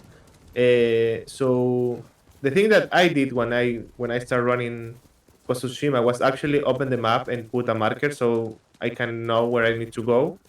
But if you open the map right here, because you have that alert, the map is going to open really slowly, have a really nice animation that Isuhara is under attack. So you actually lose some time if you have to open the map of the menu right now. Yeah, and that notification will basically stay on screen until I start the next main quest around like that. So until I get there, you definitely do not want to open the map if you can avoid it. But on the flip side, it is a really long ride that we're gonna do here, so you really just have to know your way around the landscape. Yeah, and one thing that we have to do, or we want to do while going to the next quest, is activating this village here, Akashima, because again, we're going to use this point for fast travel later for another quest. But yeah, other than that, you know, if you have any donations to read or something to block, go ahead and do so. Because this would just be me riding around the landscape for a little while here. Nothing too exciting happening right now. Hey, just want to remind everybody then that, we're trying to raise money for direct relief, trying to help people that are suffering from issues with COVID, other things, and that we're currently trying to get save Shimura up there tied with Kill, or at least better, to make Aeshmah's life a little bit harder for everybody. So let's at least get some money in there for save, because we can't make the run too easy for the guy. Yeah, I'll go ahead and post another link down there. Please get your donations in. I think it's probably going to end probably in about 2 hours, I'm assuming. Well, not 2 hours, but an hour and like 40 minutes or something. So get that in there. Yeah, you have the life of Dorchimura in your own hands. Yeah, it's true. It's true. You will die or live for money. So, you know. Well, lately he's doing that really often. For sure. Yeah. So again, here in this routing, every runner has a little bit of a difference in this route, and so in this act we have a couple of missions. One of them is to go to Yarikawa, which is like a city or a village that has some history with Dorchimura. They are the Yarikawa rebels. They rebelled to the Jito, to the shogunate. So they have a quote unquote army, and yeah, they can really help against the Mongols. So Jin is going to Yarikawa and try to convince people there to join the cause of kicking the Mongols from the island. Were you here when the Yarikawa rebellion broke out? No. But of course they need a little bit of convincing to actually go ahead and join our side here because of their bad relations with Dorchimura. So, yeah, let's see how that plays out. Yeah, lucky for Jin, Yuna and Taka, they were actually born in Yarikawa. So at least Jin has a little bit of a entry of some sort for going to Yarikawa. I don't want to see this, We've seen worse. but this was home. Sooner or later, everyone has to return home. And confront The other two things that you need to do here on Act 2 is to send a message to the Shogun that the island is under attack. and recover Castle Shimura, which is, as you can imagine, the castle of Lord Chimura. The hidden entrance used to be over there. Yeah, so for the people behind not in that the white know, tree. you can actually, or rather the order in which I do the quest is actually not set in stone. Can always, you always have a selection of a few quests at any given time. It's just that the order in which we routed them like flows really nicely together. So we actually don't have to do a lot of writing in between them. Or rather, that the end of one quest neatly puts us closer to the beginning of the next one. Price to a name. Is that why you left? Yeah, in that case, It wasn't your fault. when I joined the community, the routing was already set. But man, it's really fun to try to figure it out, like where to go first, so all things are in the way. I think that's a really fun part of the speedrun of a game. Yeah, for sure. And again, you know, every runner has their own little variation on how he gets from one quest to the next. And it could very well be that our routing is actually not optimal still, you know, that there may be another route that we haven't thought of yet that would actually still be a little bit faster. So, you know, if you think that you might have found a faster route, go ahead, join the Discord and tell us about it. Yeah, you can join right now, only by $1.99. It's not that type of. Okay, so here is a really cool trick, as you can see. In this part, you can sprint and you can't jump. So actually doing the Dance of Wrath is really fast there. And you can cancel the animation of putting away the sword by aiming the bow. And you here need to trigger this next dialogue. So if you YOLO that jump there, you actually get into the place where the cutscene happened. So the game says, "Oh, you can't be here, so let's trigger the cutscene." Let's go. And that saves like roughly 11 seconds. Lord Shimura won't get his army. Don't worry. They're too stubborn. I mean, 11 seconds might not sound as much when you are, you know, facing a 3.5 hour run, but it just starts adding up with saving 11 seconds there and another 10 seconds there and so on and so forth, and all of a sudden you're saving minutes or like half an hour and stuff like that. It really just keeps adding up. Yeah, and because it's just like a really easy trick, you actually you are not going to make a mistake there, and I don't think so. It's just doing one thing and climbing a ladder and jumping to another place, so you can know that those 11 seconds are there for you anytime you want.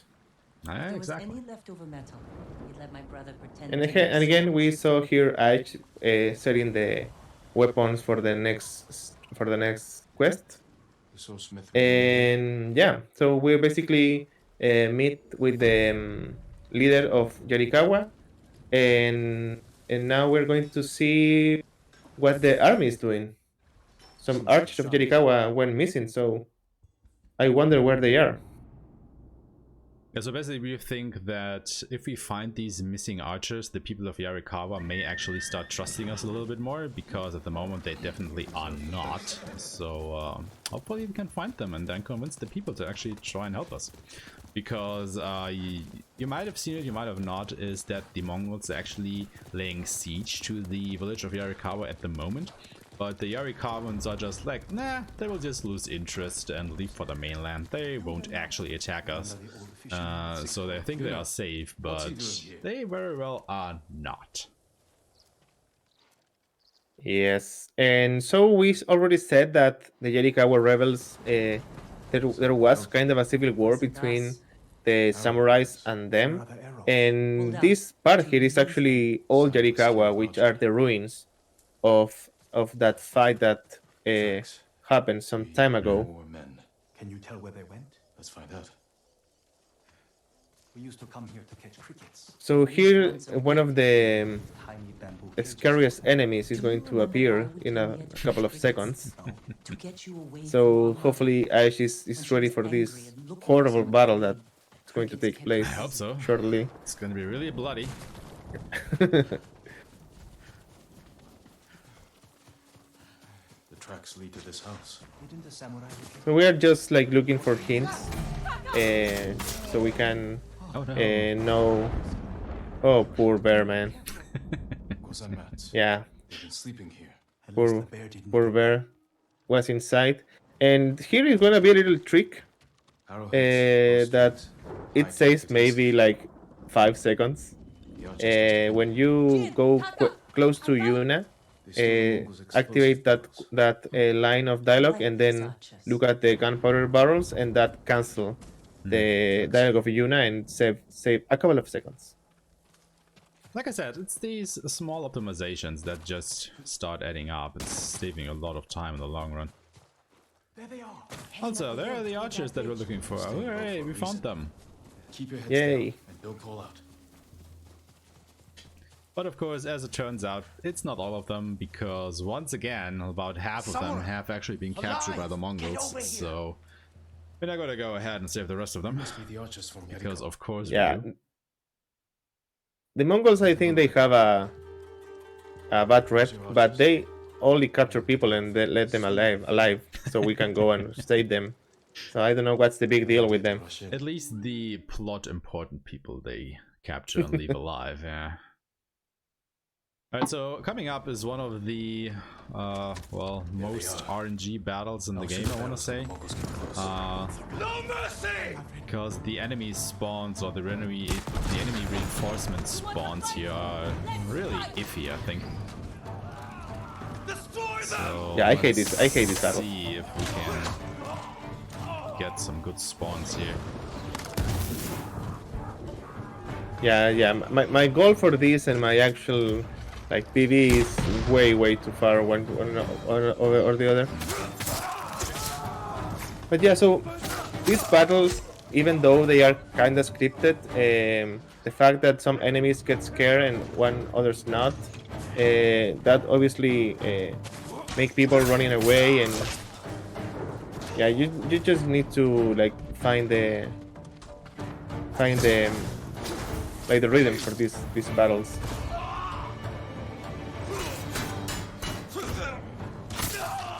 And as you can see, Ash is using the flaming sword. And a really good thing about the flaming sword is that even though the enemy has like a shield, all the strikes with the flaming arrow, I mean the flaming sword, they can't block it. So it's a really nice strat for big guys, lancer guys, or the leaders. So that fight wasn't the best, but it definitely was not the worst either, so it was something in the middle there. Like I had to, you know, try to find the last few enemies for quite a while there, so that lost me a bit of time, but still okay. Lord Sakai. Yeah, and so now we save these guys here. We defeat some Mongols, and now people of Yarikawa is already thinking about us. I almost forgot. Yuna is in the keep. So we basically now have their trust, they believe us, and we now brace ourselves for the inevitable attack of the Mongols against Yarikawa. Yeah, and as you can see, Ash is buying some good stuff for the fight, and luckily this guy is right here next to the path, so we can go and buy some stuff. And in difference to another games, when you go to a merchant, the world doesn't stop. All the things that are happening keep happening outside.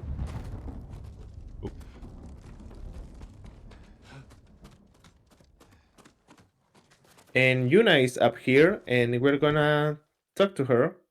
In this cutscene, well, they both get drunk, and yeah, the night came, and the Mongols are outside, ready for entering Yarikawa.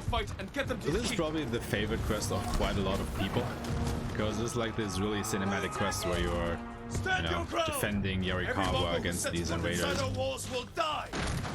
at night, helping all of them. Yeah, it's a really nice quest. With I mean, when you do this in your like normal playthrough, obviously the enemies just enter and you just go and try to kill everybody. Here is going to be a little bit different because we know exactly where they spawn and how to manage them. And at the point that no one enters, I mean, those guys enter and they already dead there, and because we know all the guys are coming from here, they die way outside. And that's it. And yeah, really easy. So I can see how the Yarikawa people is already impressed by this. So in the next part, we're going to exploit again the fact the use of the bombs. So the bombs can take Jin out of Combat. battle of the combat, right? And yeah, so you can see some trebuchet or catapults. I don't know. They are like destroying Yarikawa, but we can just throw a bomb there and we can destroy the trebuchet without killing anybody there. So normally you would have to defeat all these enemies around the catapults, but if you just drop a smoke bomb near it, well, we'll see what happens. Yeah, and so now we already destroyed the those big weapons, and now we can go back again inside Yarikawa and see what's happening inside the main castle or the main house of the fort. So, and again, we are exploring this thing when we roll, so all the enemies here don't see us. You could just run to this gate and just drop a smoke bomb to go through it, but it's just a little bit safer to just roll through it because you would have to wait for this conversation here to finish before you can enter it anyway. So you would have to wait a little bit around here while these enemies are staring down you. So it's just a little bit safer to just roll here and don't get any attention of the enemies in the first place. And then we are off to our next duel. We have equipped our Sakai armor, so you probably know what's gonna happen right now. Yeah, you can already tell when I put the armor. You can already tell what's happening. And yeah, and here's Temuge. He is the general of this faction of the Mongols. And again, we're going to use Dance of Wrath. So lethal, you have to get all your results for this part because the duel of lethal zone, as the name said, actually really lethal. Is more difficult. The enemies do a lot of damage. So yeah, you want to have all your resolve right there. And man, this amazing shot of the ghost dance. So this is the first time that you get the ghost dance in the normal playthrough.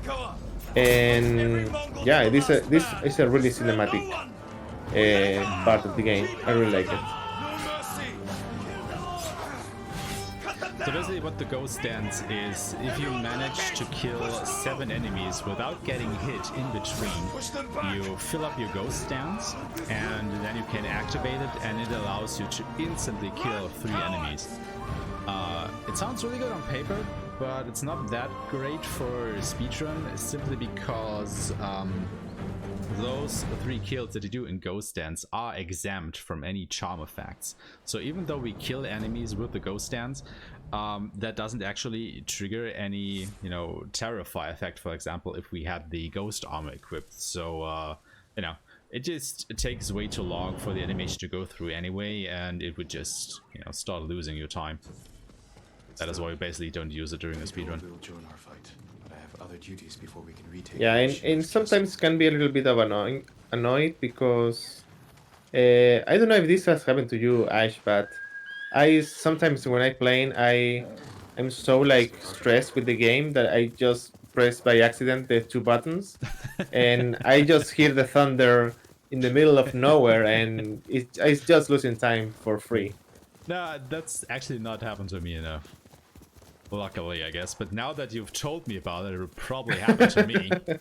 Because I can very clearly remember that there is one point at the beginning of Act 3 that we will come to later that I have never died at until somebody has pointed out to me that, hey, you can actually die at that point.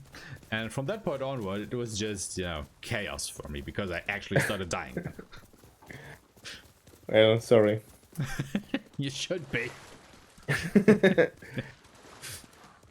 But yeah, the Okay, next so quest that we are coming up is probably the most boring one, at least from a speedrunning perspective, because there is absolutely no reason for us to actually do this quest. Because what's gonna happen is we are gonna ride to Omi Village, which is actually Jin's hometown. And there's a lot of story going on there and background story and whatnot that we're gonna learn. But we're gonna skip all of that because, you know, it's New Game Plus. Of course we can skip all of the cutscenes, so that doesn't serve us any point. And then the point of that quest is that we actually go ahead and get Jin's family armor, the Sakai armor, which we are actually wearing right now. So, you know, we don't actually need to get that because we have it. And the third reason is we are supposed to get the blowgun, which we also have.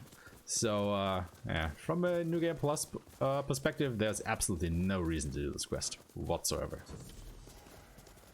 yeah, the only justification that I will think is that you can meet Yuriko, which is a really nice, cute grandma. But other than that, yeah, Aeshmah is completely right. There is no point going to our village at this point. And yeah, that's why, as you can see, Ash didn't change armor to the ghost back because we are going to Omi Village to put this armor. So if you change armor for, I don't know, like maybe you're riding safer, it doesn't make any sense at all. So we don't change the armor here that we use for the duel. So it saves like a couple of seconds by not changing or doing this quest in another point of the Act 2. Also, what's really interesting is if I were to wear the ghost armor right now, for instance, and I will do this quest now and get the Sakai armor during the quest, Jin would automatically put on the Sakai armor, but he would do so with the charm loadout that I had equipped on the ghost armor. So it would basically override the charm loadout that I have on the Sakai armor and that I want for the duels. And that, of course, would be bad, because I would then have to go into the menu and put all these charms back on. So it's just, you know, a nice bit of routing here that we actually do this quest right after we did the duel against Temugi anyway, because right now we are wearing the Sakai armor. We don't have to menu to change our armors. Omi Village. Yeah. So here we are on Omi Village, Jin's hometown. And we're going to basically go to our house, meet Yuriko, which is like kind of the maid here, I think. Yeah, she's the caretaker, basically. Come Yeah. this way. And yeah, she basically knows Jin from I'll get tight when to he was a it. child. He has been with the family all his life, so yeah, we have some cute backstory here from Yuriko. Vermin out of our food stores. I'm glad you're not alone. Also, Yuriko is probably the only character that you actually cannot hurry along by jumping alongside her. Like, she will go at her own pace no matter what. So, yeah. Enjoy some rather slow walking here. Lady Muscle. I mean, like every grandma, She's been biting you alongside can us since hurry she was knee-high. grandmas, right? You'll have to tell me For more sure. about that I mean, someday.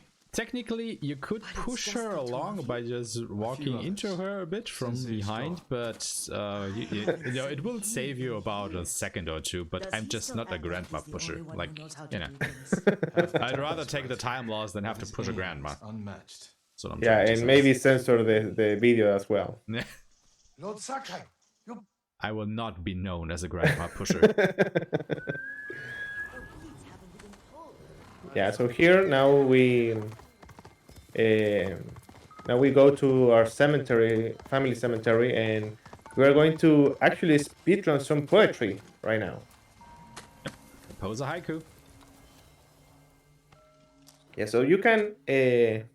I'm gonna actually keep quiet and so you guys can contemplate the beautiful animation of this part. Moment of silence.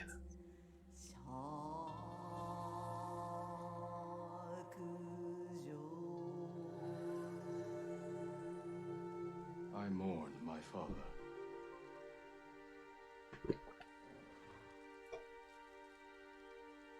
We used to meditate here.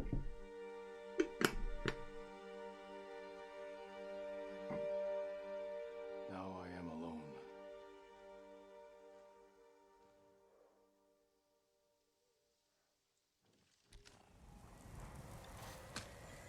Yeah, so basically you can do some haikus on the island, and every time you do one, you get how you say that Headband. a headband, and you actually can go to the menu and see the headband and read the haiku that you compose. And I think it's a really nice touch. I really like the idea of doing those in my normal playthrough, and you actually in the run you have to do two, and this is one of them. I think there are about 22 or something in total. If you were to go in through the world and find all of them. But yeah, you do have to do 2 of them during the story progression, but we don't do anything else. Yeah, and one nice perk of the the Sakai armor is that I think you when it's fully upgraded, you can do 2 more standoff, if I'm correct. Yeah. But there is again the tutorial for the standoff, so you can do more.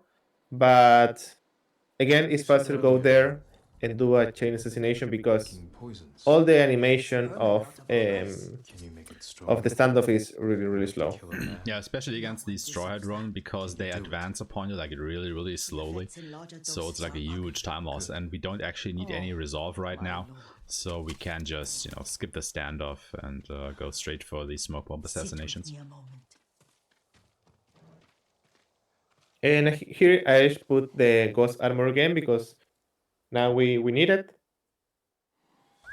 And this is actually the part when we get the blowgun, because Yuriko is using poison for getting the plagues away from the food. And Jin tell her that maybe she can tell to him how to make the poison, so he can use the poison against the Mongols. So this is the quest when you get the blowgun. So if you use the blowgun after this quest, you are gonna get the flashback. So we are not gonna use the blowgun anymore. Perfect for a blowgun. I give these to Yuriko. Okay, that went about as good as it could have, I think. Got the rees nice and easy. That was nice. Yeah, and obviously Yuriko is kind of doubtful about telling you how to do it, but at the end of the day, she's always going to make everything for Jin.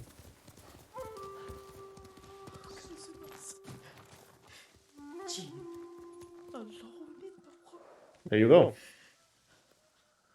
But we're not quite done with the quest just yet, as now we have a blowgun, but we don't have the poison darts yet, so we gotta follow Yuriko around just a little while longer till we can actually find some poison and learn how to make it. Yeah, and as you can see in the subtitles and the audio, Yuriko is telling Jin stories about how he was when he was a child, some stories with Dorchimura, with his father, and after the meeting with Yuriko, you actually unlock a quest line for her, and it's a really sad You and Lord Shimura taught me quest to ride. line of Yuriko. Yeah, but it's also really touching. Like, I think everybody I've talked to about that particular quest line was able to resonate with it because it's just really well written, and I think a lot of people have come into a similar situation, where they have seen, like, especially their grandparents, like, get older and start suffering from dementia, forgetting things, and starting to talk about a lot about, childhood stories and stuff like that, and it's really touchingly done. What's so funny? I just remembered it was. Yeah, it's a really, I mean, it's sad, but at the same time, it's relatable how the story is told, and you kind of feel grateful that the Mongols are not here and Yuriko can just I know the story. do My his uncle's thing. black eye took weeks to heal. And yeah, so this quest give you the poison dart, but Yuriko actually get there and you can continue the quest and get the hallucination Remember my dart. father's laugh. But because this is in Plus, we have everything, all the darts that we need. After your mother got sick. But you have your father's laugh. Here we are. A gozamet and a campfire. You sleep out here? Alright, let's grab some poison. Foraging for plants. I'll look for the flowers we need. Yeah, so these purple flowers, they are in all the island, and these ones are the one that we pick at the beginning, so for some uses. But yeah, this again, you pick the flowers, she tells you how to make the poison, and you have a little bit of a tutorial again, and then you can go your way. It's also important to not skip this particular cutscene where Jin goes to the cliff to watch the Straw Hat Ronin, because I've definitely had problems with the camera locking in and it was like really awkward to get out of it again, so yeah, just watch that scene. Don't skip it so you don't mess up the camera. Are you hurt, young master? Yeah, so after that really graphic death of that Straw Hat Ronin, yeah, this is the Yuriko's. I mean, this is Ghost from the Past quest. Now it's complete, so we get the blowgun, we know how to make the poison, and we have the Clan Sakai armor. So that's the point of this quest.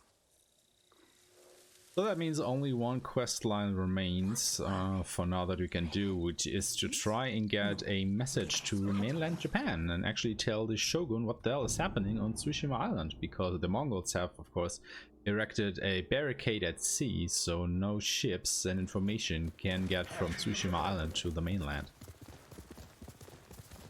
Yeah, so instead of sending an email, Dorchimura tells Jin to go and find a Mortal Kombat character to some place here.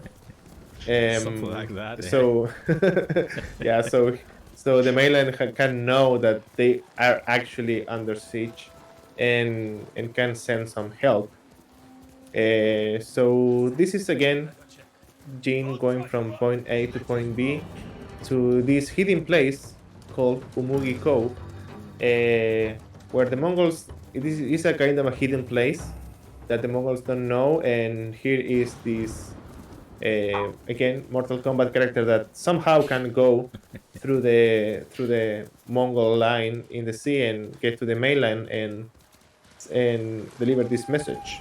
Go smash! But yeah, anyway, if you have any donations to read or anything to plug or something like that, go ahead, because this is just more writing for now. Hey, just gonna check in with our normal thing here for the save and kill. Please, let's get save in here, just because I think it'd be pretty fun. I'm gonna keep plugging that away. Also, I mean, we hit the $442, which is definitely incredible. I want to thank every single donator, every single other runner and person that's a part of this, helping out such a great cause. Direct Relief is helping a lot of people right now, especially with all these COVID times. So if you can, $1, $2, anything you can give is definitely very much appreciated. So do that. Let us know if you want to save Shimura or if you want to kill Shimura, but just click Save Shimura, and we'll definitely put it in there for you. Just kill him. Yeah.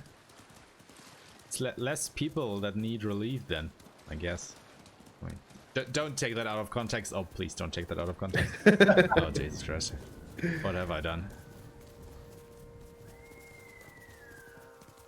I should. Yeah, so by the way, killing or letting Dorchimura live is either faster or slower. It's the same. Yeah.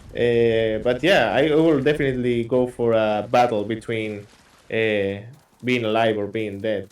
So yeah, please donate then, so we can have a bid war.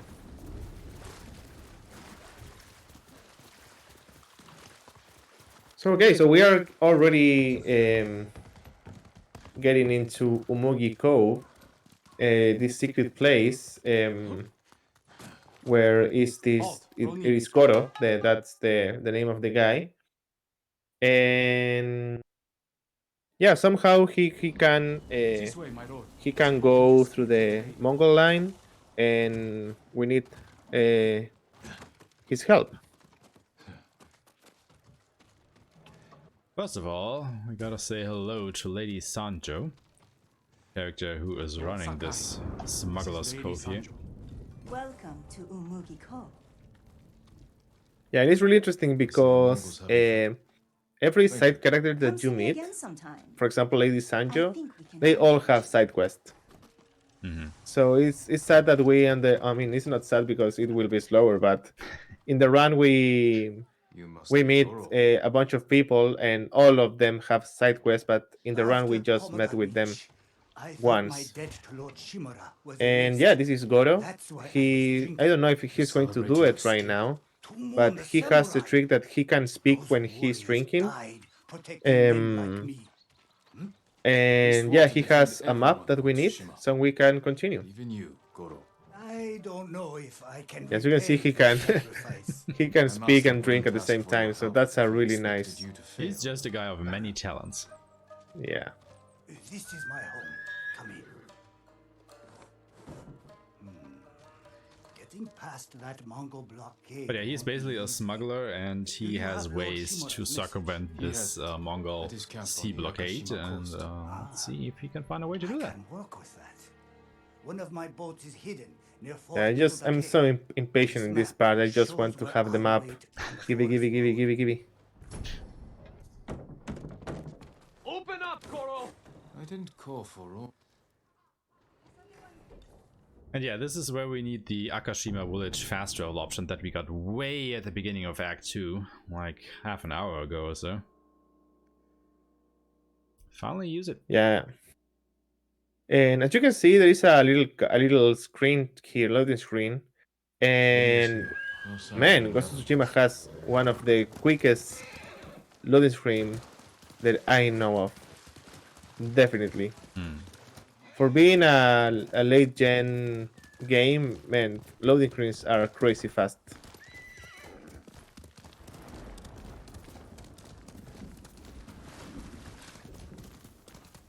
But yeah, we are now on our way to Lord Shimura's camp, because Lord Shimura actually didn't give us the message to give to Goro. He just told us to go basically and fetch Goro so that he himself can give the message to him. And now we're gonna tell Lord Shimura, hey, Goro has this boat near camp, so let's go ahead and meet there and see how this goes. Yeah, so actually, Lord Shimura is going to tell us a really interesting story about how he met Goro, and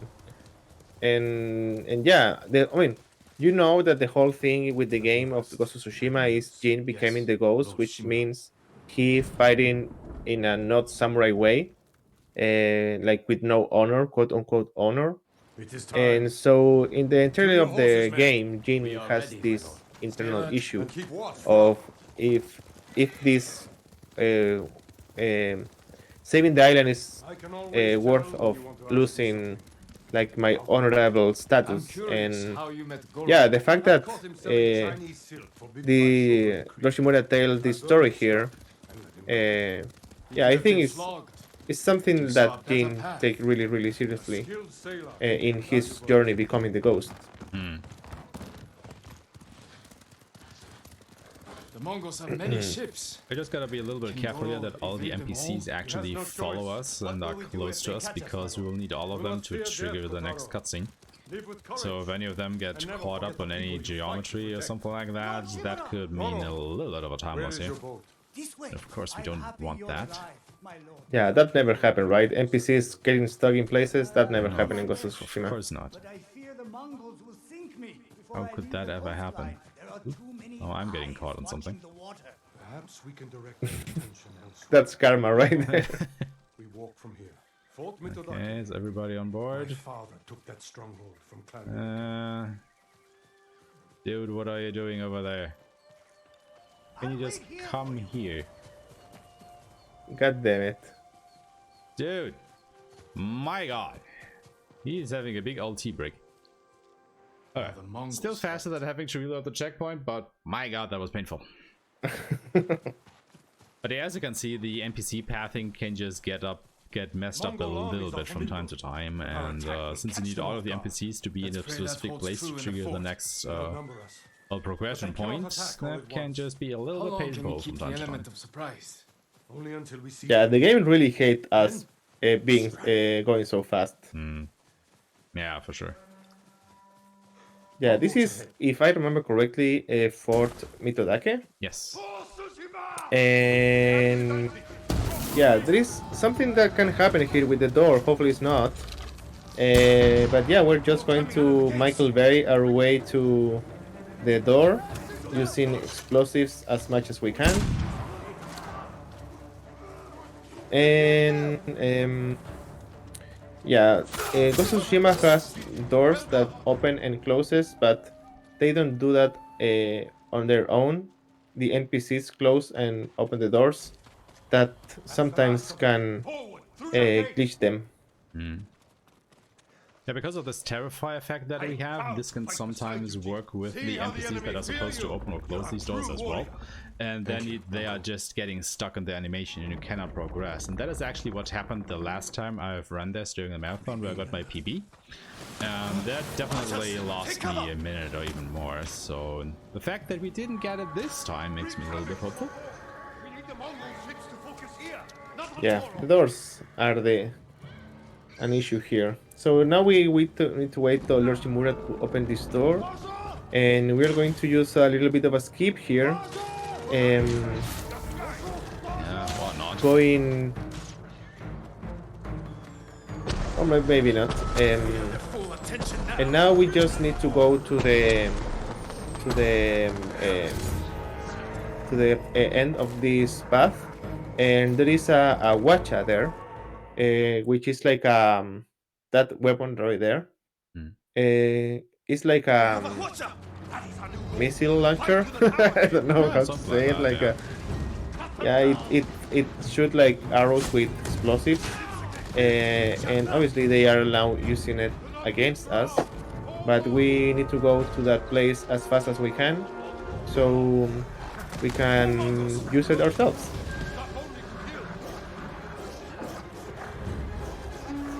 And avoiding these doggies right here, which are really annoying. You can say that doggies are cute in real life, but man, in video games are just a pain. Yeah, burn in hell. Yeah, I just like doggies on real life. I don't like virtual doggies. Definitely not. Especially these doggies. They are the worst. Yeah, and this mission in particular have you can actually go to, get to this place a little bit early, but the checkpoint system of this game is just insane. You have to go through all the checkpoints, so all the skips that we could find to go to there faster, we can't use them, sadly. Yeah, like the QA team from Sucker Punch, the developers of the game, really have to be applauded for how well they programmed this game, and well, the fact that they probably found all the bugs and glitches that came from programming. But it makes us really sad as speedrunners because there's really not a lot that you can do or use to make this run go any faster than it is actually intended. Yes. So this is now, well, in the cutscene, Lord Chimura didn't have us to use this weapon because it's not the honorable way, but we're going to use it anyways because I mean it's the best thing. So Goro is indeed in that boat, and we just need to clean all the Mongol forces, so we can let Goro go to the mainland and ask for help. Just a few more boats coming from somewhere over there, so I'm just laying down some preemptive fire. Hopefully I will catch them really quickly. And there we go. Yeah, and if you have doubts, the boats that try to intercept Goro, they always came from the same places.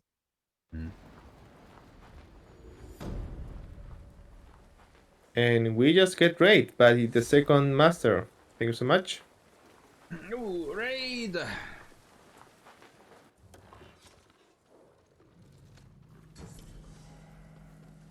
But yeah, Goro made it through the sea blockade, so all quests done? Question mark?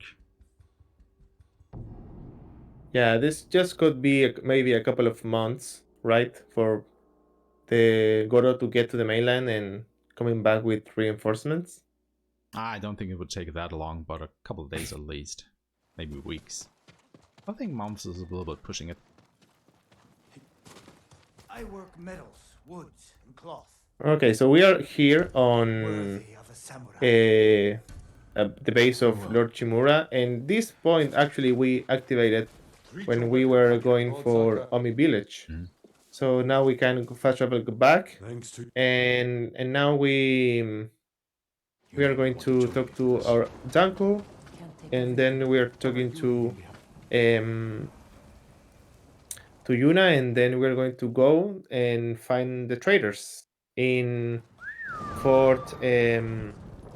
Oh, I forgot the name. Koyasan? Koyasan. Yeah, that's right. You can get really mixed up with all the names of the forts that you go to in this game because there are quite a lot. If I could just interject for a second. Go ahead. Yeah, so Razor has updated. I don't know if everyone's seen the chat, but Razor has updated everything. He has now made our stretch goal for the weekend $1,000, considering we're already almost halfway there, and we're not even done the first night. Again, we want to throw out a giant thank you to everyone that has donated this evening. Y'all have been truly wonderful. It's been awe-inspiring, considering last time, I think we did $350 over the weekend, which is already more, about I think $100 more than we were hoping to do that time back in November. So thank you so very much. It's been a crazy year or a crazy year and a half, I think, for everybody around the world. And direct relief is trying to help those that have been hit by it the hardest. So, you know, give some money, and we make jokes, but either kill or save for tonight. But honestly, all your money is going to a wonderful place that's going to help a lot of people. So definitely check out the website. I'll be posting in the description. If we do hit our stretch goal by the end of the marathon, Razor has just told me that we will add a backup run to the end of the marathon. So maybe some fun extra stuff might be happening, question mark. Thank you, face. I don't know, but we'll figure it out, and if we get to 1,000, we're gonna definitely try to do something cool for everybody. So we also have some other incentives. I believe we have, check it out, tomorrow stuff with Fire Emblem incentives. Our Steep King stuff's already been hit, so but I'm gonna stop talking and take away too much time from this great run here. But thank you to everybody so much. So yeah, donate if you can. Awesome. I'll keep donating, guys. I mean, it just means more content and more runs, huh? Lord Sakai, please wake up. Nice. So, I knew you were in trouble. okay, so now we are cut. We get caught by Ryuzo, by the Straw Hat running here, and we skip a little bit of a quest. So the point of this quest was Taka to lure the enemies outside the fort, so Jin can sneak and open the door. But instead of doing that, as soon as the door opened, we just YOLO inside the thing, use the exploit with the bomb so we can open the door without being in combat, and that means that the game is kinda glitching right now because you are going to be able to hear some Mongols, because we didn't do that quest as intended. So the Mongols are there but they are not there. So we are going to be hearing some Mongols in the background while they are not there. Yeah, they're really angry at us, I think. Yeah, some invisible Mongols are shouting at us. Okay, here we need to kill some running, and compared to the Mongol enemies, Ronins are really good at fighting. Really good at fighting. So we're going to use our ghost weapons, some fire, some kunais, so we can take them as soon as we can. And of course I had to go back and find one straggler. Because of course I had to. There's always one guy. So yeah, this is the part. Actually, in this cutscene, you can hear Yuna's. Well, sadly, Yuna's brother Taka just died in the cutscene, and in this cutscene, you can hear Yuna scream when she finds the body, right? But on the Japanese version, she doesn't scream. Yeah, that's right. Somehow just silence. Yeah. Which also is quite effectful, I gotta say. Yeah, I mean, both things have something, right? I mean, the silent is quite touching as well. And an interesting stuff is when we got caught, we were with another outfit. We didn't have our gear, and when we got our gear back, all the things that we have actually go to default. So all the things that we have at when this quest started, now they change and we have like the default stuff, default bombs, default arrows, default kunais, and stuff like that. And so basically, even if you upgraded the capacity, like how many bombs you were able to carry, like you say you upgraded that from 2 to 5, you would still only have a maximum of 2 bombs after you get captured there for whatever reason. So it basically resets your inventory a little bit.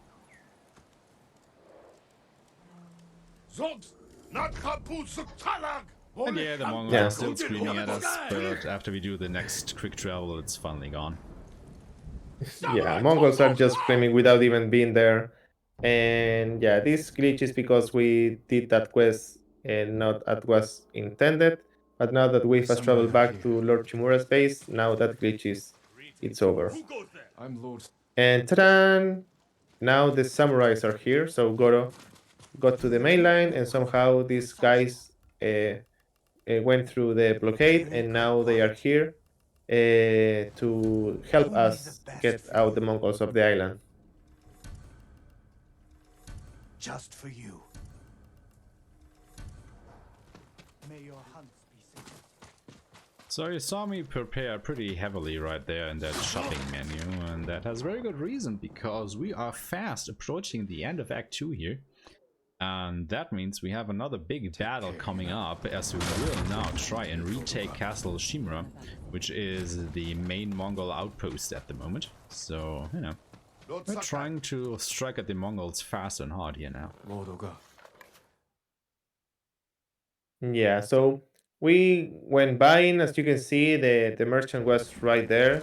So you don't lose as much time if you obviously do the menuing really fast. And now we are going to go with Lord Oga to the lighthouse, so we can talk to our Dankle and prepare for the next battle. So the next battle is actually taking back the Lord Shimura's castle. Yeah, it's a really interesting fight, actually. No, there's a lot of stuff going to happen there. It's time we save this island and the people who call it home. And as you can see, the Lord Oga is already questioning Jin being the ghost. Because, yeah, I mean, in war in this case, you always hear about the morale of the army, and the ghost being something that people can believe. And the ghost dance that terrified enemies obviously does some things to the morale of the Mongols and the morals of the Japanese people that is fighting quite along Jin. So yeah, the ghost thing already is like bothering samurai. And here, Aish is going to try to kill. You need to kill everybody here. So he's going to be using fire, because remember, fire terrifies enemies more easily with the charm of the ghost armor, and also when the fire arrow, fire sword is being used, enemies can't block. So yeah, you need to kill everybody there, so the next cutscene, the next cycle of the battle can can happen. Forward! Show the Mongols we will not be denied. And again, you need to kill everybody here. There is some loot in some places that obviously Ash is going to pick it. And here the door can glitch sometimes. I don't know if you can see it, but it just pop open. And the enemies, those guys right there need to close the door. And when the door is closed, just then you can try to kill them. And I think there is everybody. Everybody there. Nice. That's good so far. None of the doors have glitched. Yeah, that was nice. Charge them, or they'll pin us down! Kill them all! Okay, in this part you don't have to kill the enemies right away, but you can go to a watch point here and see what's happening in the. Come on, what? That was bad. God damn it.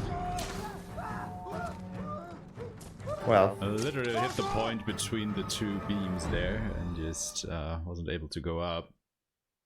yeah, that was unlucky. So yeah, you didn't have to kill any enemy there. You can just go here and trigger the next cutscene. And here you need to kill the enemies, but you can use a little bit of help here. So you're going to sprint as fast as you can for this viewpoint here that has a watcha. And you're just going to kill everybody from this height, and we already used the watcha for cleaning the path for Goro, and now we are going to use the watcha for killing the rest of the enemies and help all the guys down there, the samurais. I think Norio should be there, Lady Masako and Sensei Shigawa should be there as well. Yeah, thankfully the Watcher has like a friend-foe recognition because you cannot actually shoot your friends with it. You can only ever hurt the enemies, so that's quite nice. Hopefully, I mean, they are okay after this. For sure. And so in this battle, at the same time and the same way in the other ones, it's kind of scripted, so the enemies always spawn in from the same places. And once you kill everybody here, Yuna says that it's okay, and you can just go to the next part, which is again kill everybody there, or everybody gets terrified and it counts as well. You broke them! Khan is losing ground! No mercy And for the there is one big guy here, a leader that is going to approach. There you go. And yeah, you need to pay attention to the guys and also to the quest that update, and also the yells of the people that, oh yeah, let's go for the door, or we are already done here. And here in the same way you need to kill everybody, and that was a really nice fight. And yeah, once you're up here, you trigger the next part. That went pretty well. Yeah, that was really good. Not gonna lie. So in this cutscene that we are going to skip, so basically Lord Chimura in his samurai ways want to go face forward to the enemies, but Jin already know that doesn't work. So he said, if you do that, everybody's going to die. But obviously, in the case of Lord Chimura, the honor is stronger, so he's not going to let Jin to do this thing as he wants. So Jin only has one option, right? Exactly. Poison everybody. Isn't that great? If I reach that tower, I can scout the Khan's forces.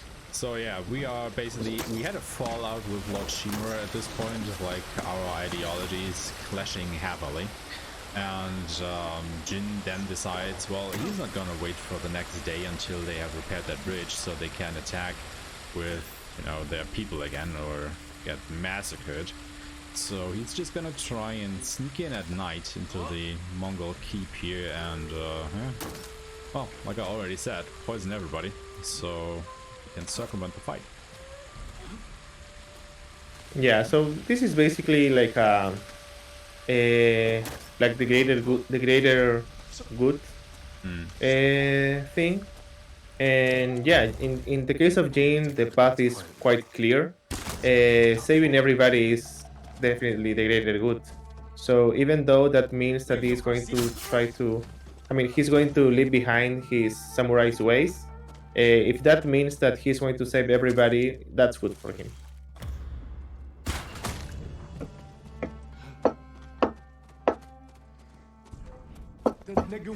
So here we are going to go to this point, so we can watch all that's happening. And again, this is one of that point when you have to look a bunch of stuff, so you can. This is the game basically telling you what's next. And yeah, so you can see that they are like kind of festing. There is some fermented milk that can be useful, and all the thing that James thought about Lord Chimura plan being bad is just true because the Mongols are already set for exploiting everybody, basically. So we'll just try to quietly make our way through the gardens here. Oh god, Jin, please don't jump down there. Ooh, that's close. That was really close, yeah. Now to each their feast, and poison their drinks. Yeah, and here we're going to again exploit the tumbleweed samurai when we can just go rolling and nobody is going to care about us. And we're going to again use the bomb for poisoning the fermented milk. And yeah, being with this being in the middle of the smoke bomb let us put in the poison right there. And in this cutscene, basically everybody drink the fermented milk and die. Poison win, woo!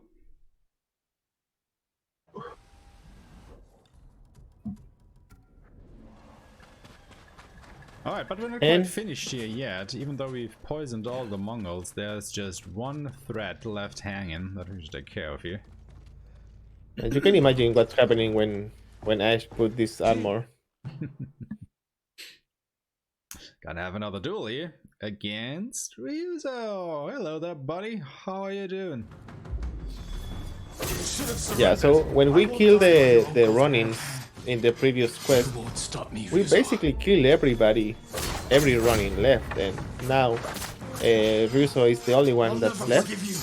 And yeah, we basically need to kill Jin, but in the cutscene that we skip, actually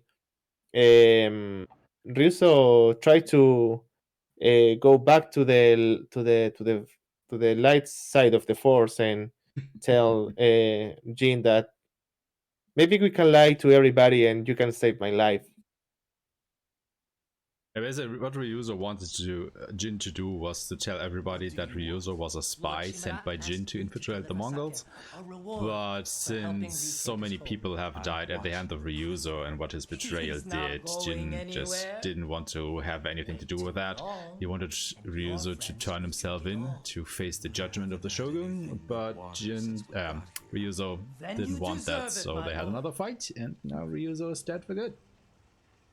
And of course, Lord Shimura finds out what we did, you know, with the whole poison stuff, and that is simply not the way of the samurai, so we are now imprisoned ourselves, and should be shipped over to the mainland to face the Shogun's judgment ourselves, which would mean our death. So our allies now free us, and we are just about to go and try and kill Khojum Khan, the leader of the Mongols, to hopefully end this Mongol invasion here.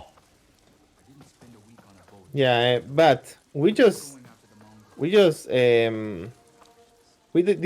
just like poison everybody, but when Lord Chimura faces Jin, Jin tell him that he's not going to be his son, and basically be the heir of the island. And yeah, I mean that break entirely the relationship. But because Jin already decided that this is the way to save the island, now he is completely involved on saving the island. So he just escaped the prison. Where is it? And right north. But yeah, basically the relationship between Jin and Lord Shima was completely shattered at this point.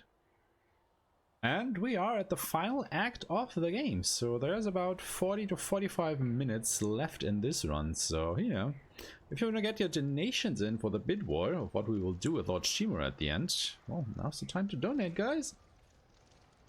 Yeah, and also it's the time to press F in the chat because that pile of dirt and rocks is actually the gravestone for our beloved horsey that you guys picked the name of. But sadly now the horse is gone, so please Kage didn't make it. F's in chat. Some F's in the chat for our little horsey. The storm's coming. He died valiantly in our escape from Castle Shimura.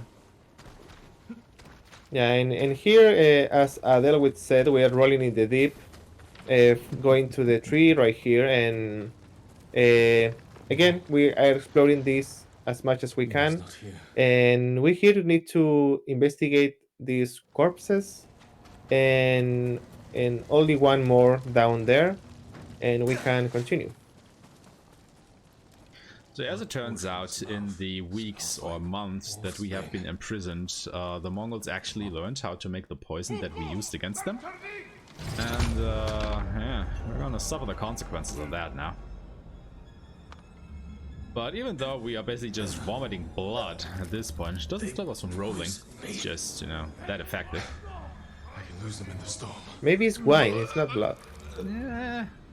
I don't know when Jin had wine for the last time. I don't know, man. Come on, you stupid horse. Sounds fishy to me.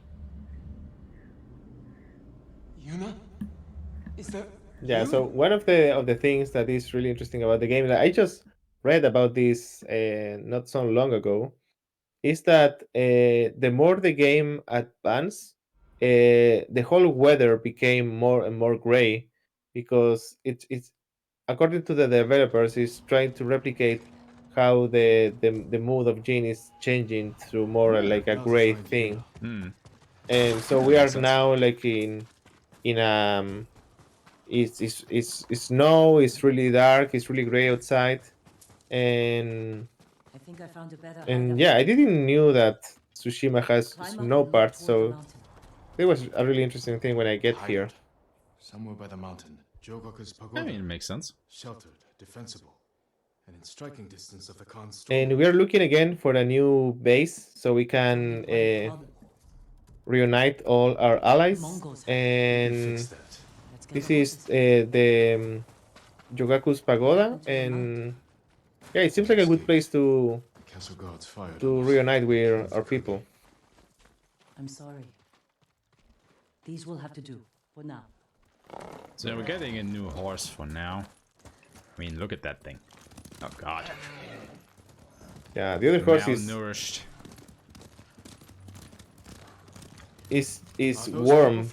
Yeah, then we already have a new horse. I mean, only pursued their army instead of fighting each Yeah, other. and this is like a really If I didn't give myself it's up, not in the everyone who followed greatest me would shape, have this attacked the this little samurai horsey there, but and Lord Shimura. it's going to It would be have been a good massacre, for this part. just like the Khan wanted. But yeah, this is another somewhat longer riding session, so if you have anything to plug or some more donation street, go ahead. Duty to the Shogun. We can only win this war if we Well, stand together. no new donations yet, which means, you know, it's looking He like wanted it's me more to and be more his gonna son. be I destroyed his dream. kill the guy, but you know, Being right gotta do what you doesn't gotta always do. make I things understand. But no, in all seriousness, definitely try to get those donations in for kill or save Shimura.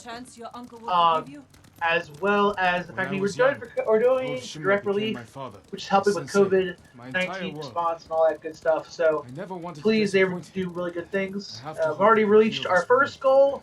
Y'all have been the Whatever most happens, generous his you've ever forgiveness been. won't change who I Trying to am. get to 1,000 by the end of Sunday, so please try to I get made those my own in. choices. Even I when know they that all may the prove costly, all the I'll make incentives them have again. been reached. Even if the Shogun But you know finds me as a that I traitor. believe tomorrow or Sunday, whichever day Fire Emblem is happening, there will be some stuff for that. So do definitely check all that out. But yeah, I mean, we only got what, probably like 20, 30 minutes left for the killer save, so try to get your donations in there. Leave the horses here. We'll go in on foot. And back to Aeshmah. Alright, so we are gonna save a small fishing village over here, For us and the which is of Mongols. course under Mongol occupation, so let's see if we can fix that Frozen real Lake. quickly. Yeah, so it seems like it seems like we are this fish logs here is quite close to the Yogaku's pagoda. So we're going to try to see if there is something that we can use for getting control of that settlement. And we're using this chain assassination, which is a kill that you learn. You can kill up to 3 enemies with that, and there is also 2 here. There is one guy up there in that the thing that sometimes he gets scared when you kill those 2 guys. But if it's not, you need to go there, and sometimes he goes down on her own. And yeah, that was good. That's everyone That was here. really quick. The temple will have stronger defenses. We can't rush in. Coming up is like my favorite rendition of a very well-known performance and or musical, the rendition of Mongols on Ice. Because what we're gonna do here, we see all these Mongols on the other shore, and we will set up one of the alarms to lure these guys over onto this frozen lake, and that will get their attention. it's really funny. I mean, they really do a good job skating along the ice there, I suppose, for a little while. You can see them coming. They're all running onto the frozen lake, where all these neatly, tightly packed explosive barrels are, and yeah, guys, maybe watch out for explosive barrels next time. Just saying. I mean, if you have a bunch of gunpowder barrels, what's the best place to put them that in the middle of the lake? Yeah. Hey, can I jump in for a sec? Sure, go ahead. So, not a donation, but I will say, Kat just made up a new incentive for tomorrow for Dead Space. He'll be doing, if we can get to $500 before his run tomorrow, he'll be doing plasma cutter only, which it makes the, if I'm pretty sure if I remember correctly, makes the game way harder. And more So, interesting, so I guess you people definitely want to see that. Oh, 500 extra. Sorry. But, yeah, if we can get with that donation incentive, definitely going to see a plasma cutter only, about 22 hours until that goes up. But please, I think I want to see Kat suffer a little extra, so let's all get those plasma cutter donations in. I mean, for sure, the plasma cutter is the best weapon in that game, though, right? It's the most versatile, it's the most trustworthy. Just gets the job done, man. What do you even need all the other weapons for in that game? Seriously. Jin, over here. Okay, so now Lord we Sakai, we can also use would the fight. old Now we liberate this pagoda from Mongol occupation, and now it's ours.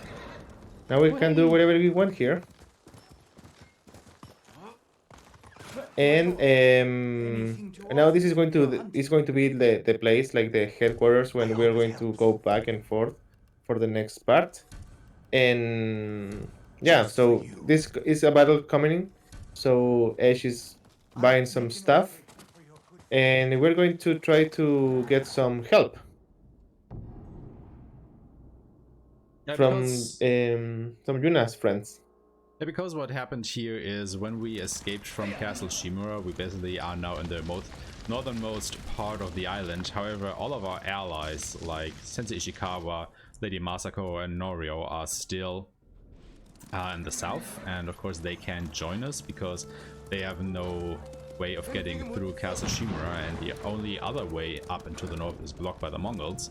So, you know, now we have to get the Mongols out of that pass, so our allies can actually join us, so we can go ahead and attack the Khan head front.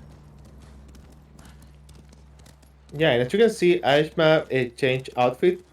So in a quest, in a side quest in the normal game, you can recover um, an armor for a Mongol general. But we actually go and kill everybody and get the armor for itself. And when you wear this armor, it increases the stealth against Mongols by a lot. So in this ride, you can definitely encounter some couple of patrols. So I think that's the reason why Aeshmah put this outfit Yeah, for this ride. there was basically one patrol like right in front of me, and when that patrol spawns, I have never been able to shake it or to circumvent it. Like, you would have to go so much out of your way that it would lose a lot of time. So instead, what I do is I equip this armor and can basically more or less move straight through them without losing a lot of time. It only loses me time because I have to menu to put the armor on. But yeah, whenever that patrol spawns, I nowadays just take the bullets and put on the Mongol commander's armor here because it's just faster for me.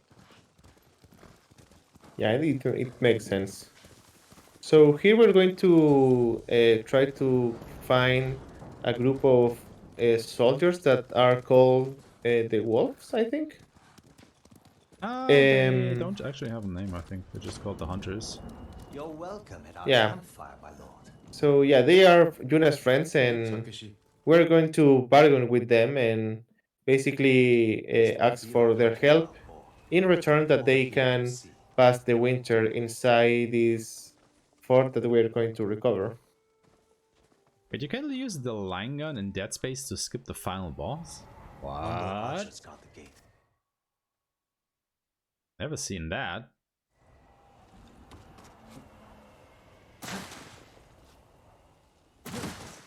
And here we just YOLO those jumps here. And again, if you roll before you fall, you're going to skip, not skip, but you're going to not have falling damage, which is slower. And now we're going just to meet the hunters in the entrance of the fort Kaminodake, I think. Maybe I'm wrong. Kaminodaka, I think it is, yeah. Like I said, there are so many fortress names in this game, it's... you kind of just start mixing them together after a while. Yeah. I know that I do. Just call it the fort. But which one? Well, that one.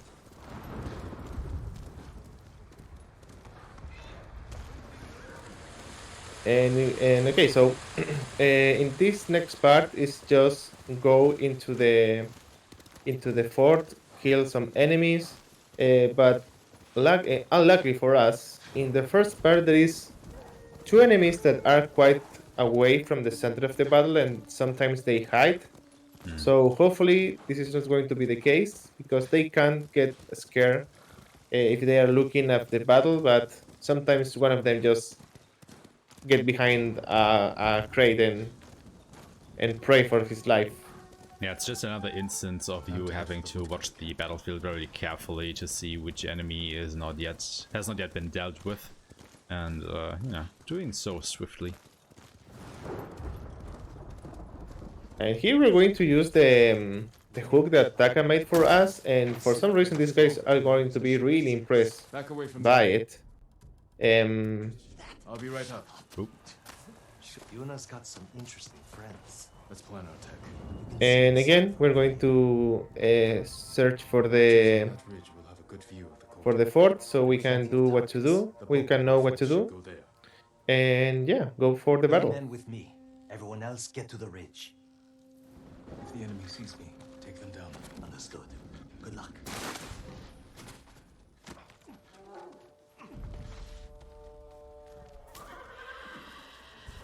Okay, so we're going to throw some bombs. Again, remember the bombs, if you throw the bombs and there's a bunch of enemies, they are going to catch on fire and die, and hopefully the guys that are looking are going to get scared. And let's see, and let's hope for the guys that hide that be scared. And of course these two are to the left still. Okay. Well, that wasn't so bad. Yeah, that was good. That was actually, yeah, well, it was actually pretty good. Yeah, and here we need to wait for this Takeshi. guy, I don't remember Takeshi, for coming here. And I don't know, but sometimes a group of Mongols to the right respawn, right? Yeah. Yeah. I hope it So doesn't. sometimes It does. a group of, and you don't actually need to kill them. On lethal you do, because they will definitely see you. Oh yeah. Because Yeah, that's it's also the- one of the differences between the difficulties is the enemies not only deal more damage, they're also more aggressive, and they detect you way faster on the higher difficulties. So while it would be good to go on easy to just sneak by these enemies, you definitely cannot do that on lethal difficulty. Yeah, that makes sense. So here we just go there to trigger an explosion, and we're going to go over this door, and yeah, basically kill a bunch of Mongols here. They are really packed together. So again, throwing bombs, making explosions, catch them on fire is really the way to go. And as soon as Jin says that reinforcements are on the way, you can just leave this fight and continue on to the end. Yeah, as you can see to the left there, it is like I don't know, like 6-7 Mongols are running away. Yeah. That's what you want to see. Yeah, that's the thing. That's the stuff right there. Yeah, and here all your allies are back with you, cleaning this fort, so your allies can use it, and you have a little bit more of health for the final battle. Survived. That was close. Nobody. The fort is ours, Nice. my lord. Okay. That was good. Yeah, that was pretty nice. Is everyone Time is alright? looking pretty solid too. I'm like, ooh boy. Are we on PV base? I can tell you after the next quest.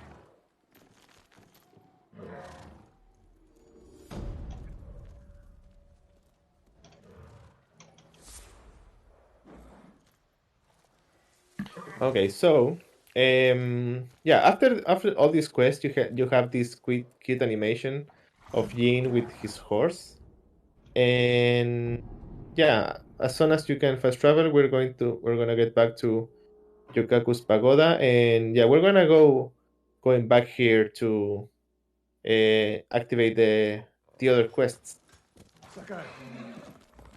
And if I remember correctly, this is the shortest quest of the game, right? It is. It only takes about 3 minutes or something. It's like really short. Basically what we're gonna do is we're gonna survey Fort Izumi, where Khotun Khan and the rest of the Mongols are hiding out, to, you know, formulate a plan how we're gonna attack that. And we will do that really quickly. Yeah, but sadly, Jin discovered that the Mongols are actually using his poison a lot. So yeah, this whole part is full with the poison flowers, and the Mongols are just uh, basically farming a lot of poison for the invasion of the mainland. And yeah, this quest is actually made so you can go from behind, and you have a lot of grass so you can hide. But again, we are here. They see me rolling, they hating, and we just roll to the lighthouse here, and yeah, nobody watch us. And normally you're supposed to go around that camp, like along the cliffs, and do a lot of stealth assassinations and whatnot, and we just skip all of that. And you can see in the background all the barrels with flowers, and Jean is oh my god, oh jeez. Over here. And if you know like a little bit of like the Mongol invasion to Japan in the 13th century, you know that the whole storm have had a little bit of protagonism there. And yeah, here you can see the whole storm thing being told by Jin, and how they already know that the storm is coming. That ridge has an open sightline to the Mongol fleet. Imagine what we could do to their ships. And yeah, this is one of the few places where you only watch uh, 4 of the 5 things that you can watch there. Okay, if I'm not mistaken, I am nearly 2 minutes ahead of my PB. Wait, 2 minutes ahead? I think so, yes. Whoa. We might be witnessing sub 320, maybe? Maybe.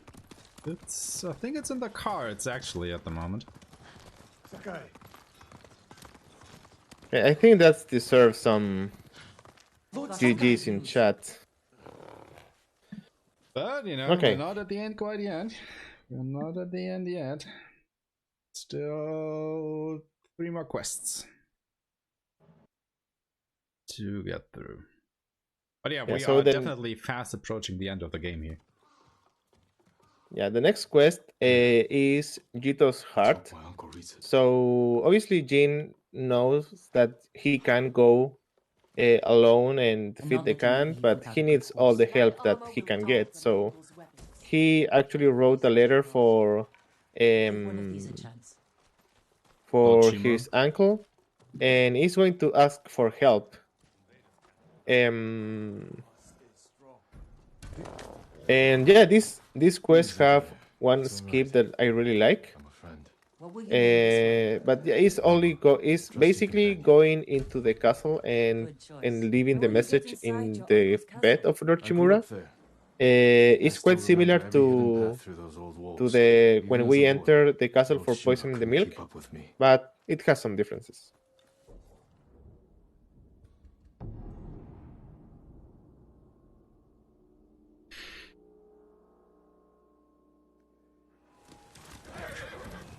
Yeah, so sorry if I'm starting to be a little bit more silent on commentary, but now that I know that I'm ahead of my PB, I'm starting to concentrate just that a little bit more on the run itself.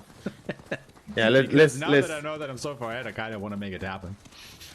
Yeah, let's leave Ash concentrate. So yeah, we are going to go into Castle Chimura, and we are going to put the letter, and we're gonna hit a flashback here because this was like a training part, because I mean Lord Chimura lives here in the castle before the invasion.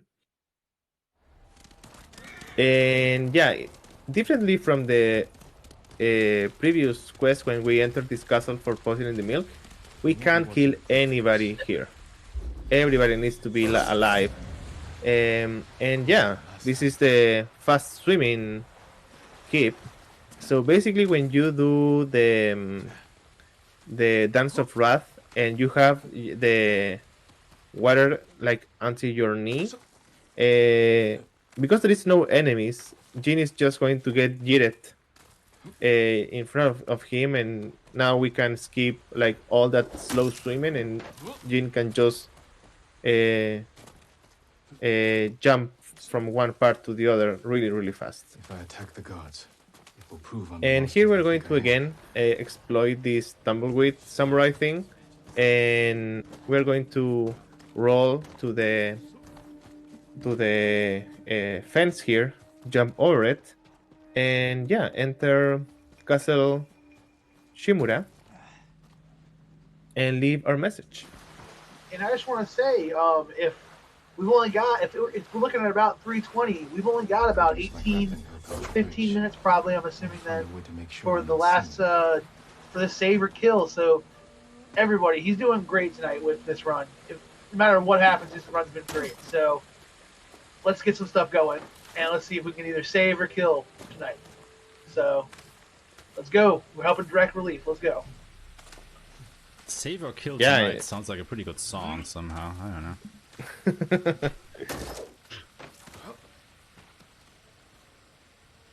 Yeah, I mean, if you guys pick to save or kill Dorchimura, if this is the world record, it's going to be listed. So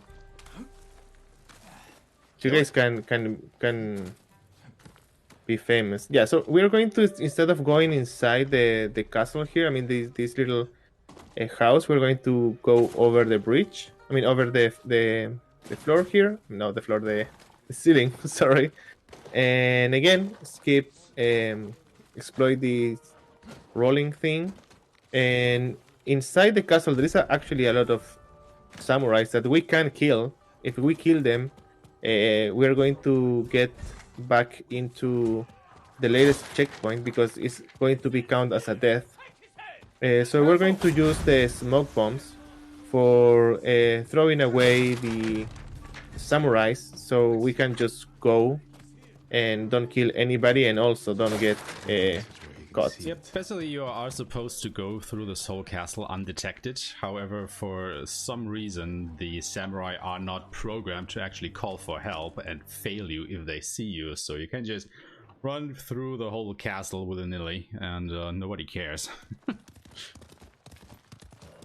Yeah, so that is a really good thing to have the smoke bombs there, because if they fully detect you and you have like maybe like 3-4 seconds, maybe less, for throwing the bomb, but if they catch you, you're going to fail the mission. So having the bombs there is actually quite nice.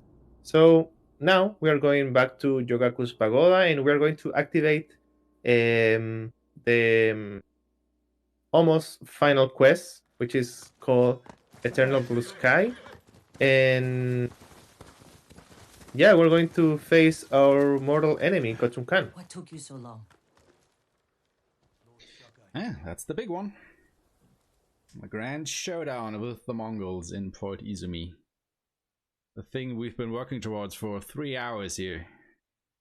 Can we do it? Yeah, and before we can actually fight Khotun Khan, we need to do some more fighting against the Mongols. So that's why Aish is buying some good stuff, so he's fully equipped for the next part.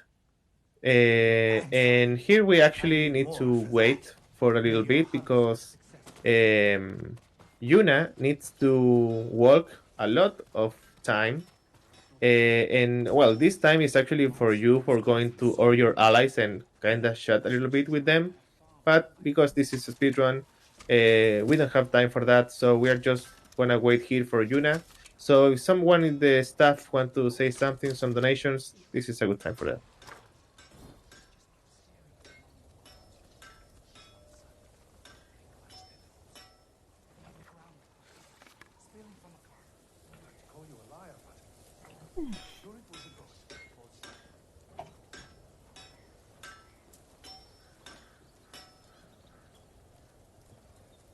Well, there's not only going a rumor around that this game will eventually release on PC, but Sony has also confirmed that there is going to be a movie based on Ghost of Tsushima. Now, what exactly it's gonna be about, what the story is, has not been disclosed yet, but we know it's coming.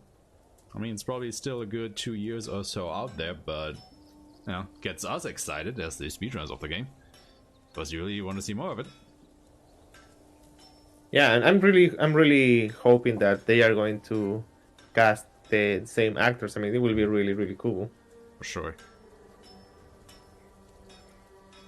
Yeah, and also, I mean, we remember, guys, there is an incentives to kill or spare Lord Chimura, but I mean, Ghost of Tsushima 2 is already being made, I think, and I wonder how they're going to manage this he's alive or he's dead thing, and it will be really interesting. Probably just don't mention him at all. Lord Chimura, who was he? Yeah. Never seen that guy in my life. But yeah, this is the big attack on Port Izumi. The last few battles are coming up here, so let's see it.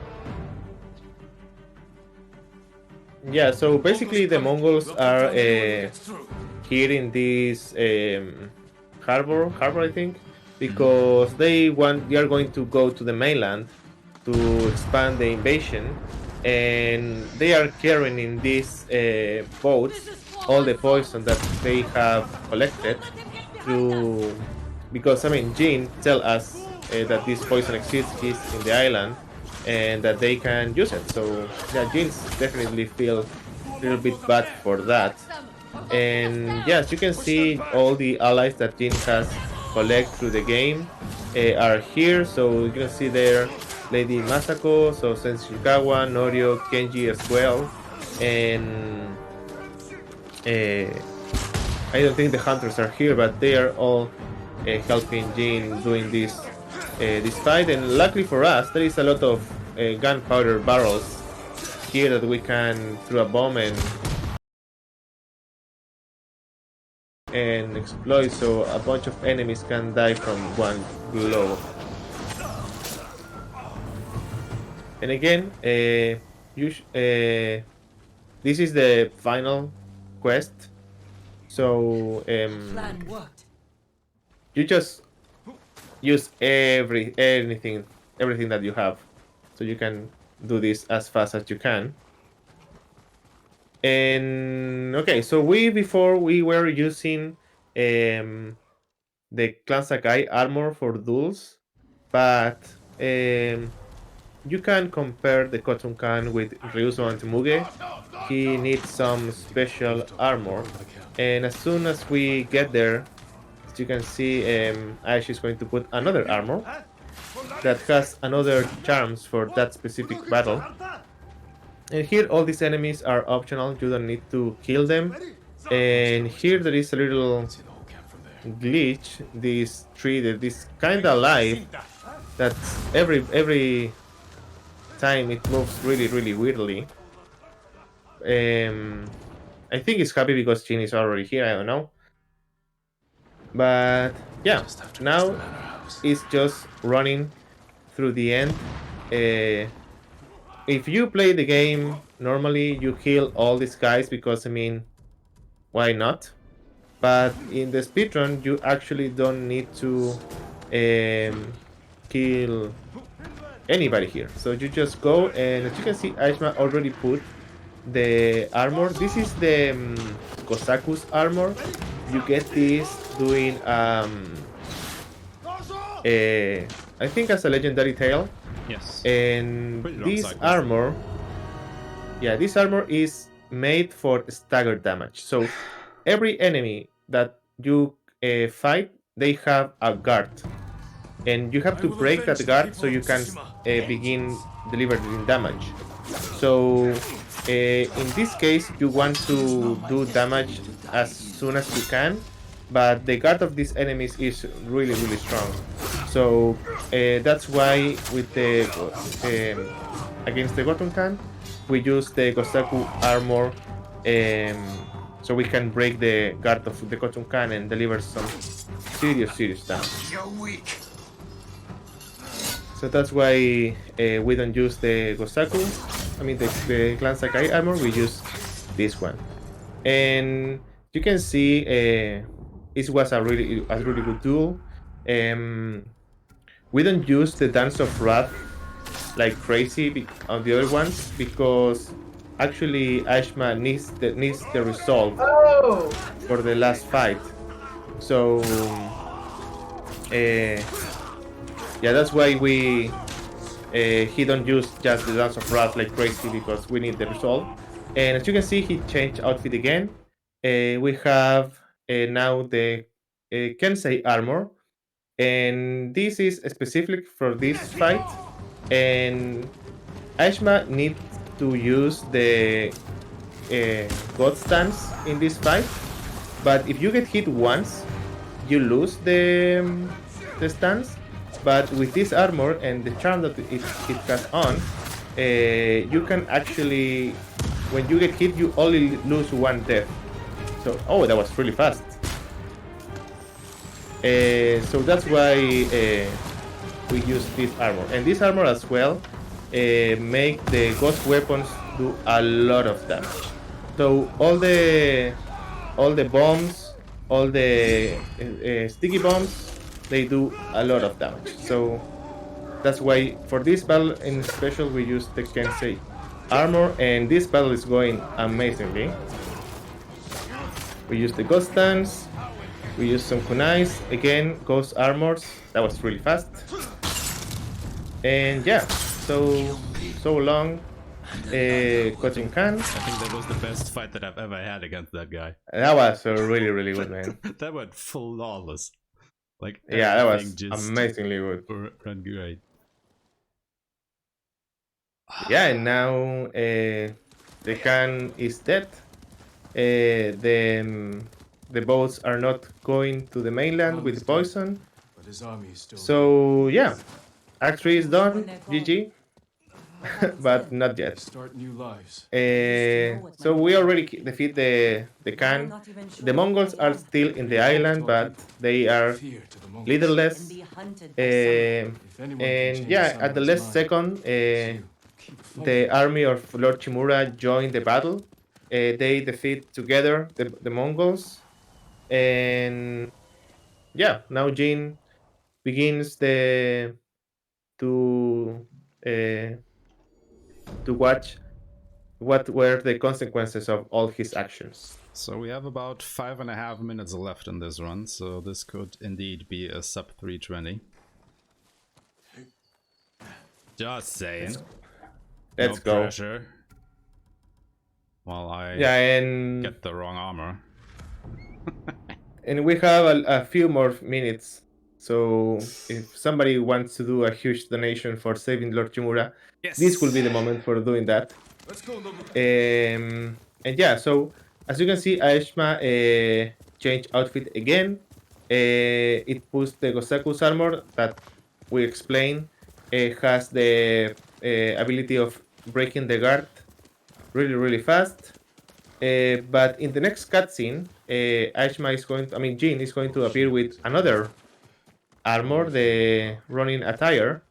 But in this case, the next outfit is going to automatically have the charms that your last armor has. So all the charms that the Gosaku armor have right now, the running attire is going to have them as well. So we save the same charms even though Jin is going to look different. So you have about 3 minutes, I want to say, left for the donation bid war. So, you know, if anyone wants to snipe that, get ready. It is still at kill. Nice. I want that to be there. Shogun asked me to train his warriors to yeah, and here again we get rid of the horse because it's really slow, and we start doing the jumpity jump. And yeah, in this whole ride, our uncle is going, Dunkle, sorry, is going to tell us that yeah, all the things that Jin did, even though they were for the good of the island, they are quite troublesome because now Let us help you. the Shogun declared that Jin is not longer a samurai. He doesn't have any land. any titles, and he's basically an enemy of the state right now. And because Lord Chimura is the Jito of the island, he is the one that had to impart justice and cut the traitor or the enemy of the shogunate. I don't have an army. Every day, And again, more we ditch the people horsey for your cause. and just go to the cemetery You have where we nothing to do fear. the haiku. If you guys remember, when we The people did the bow to haiku samurai remembering our family, who betray them. and now we're going back I there won't let them do that. They'll listen to to again pay our respects for the clan Sagai that is basically disappearing right now.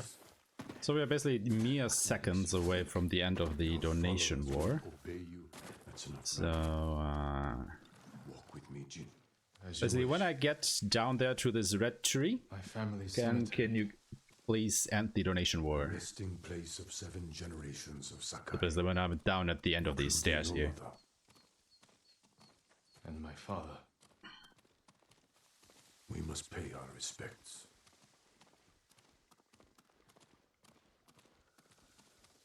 So...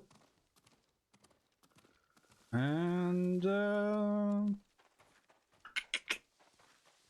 Close the donation wall, please. And Okay. tell me. He lives or he what's it dies. gonna be.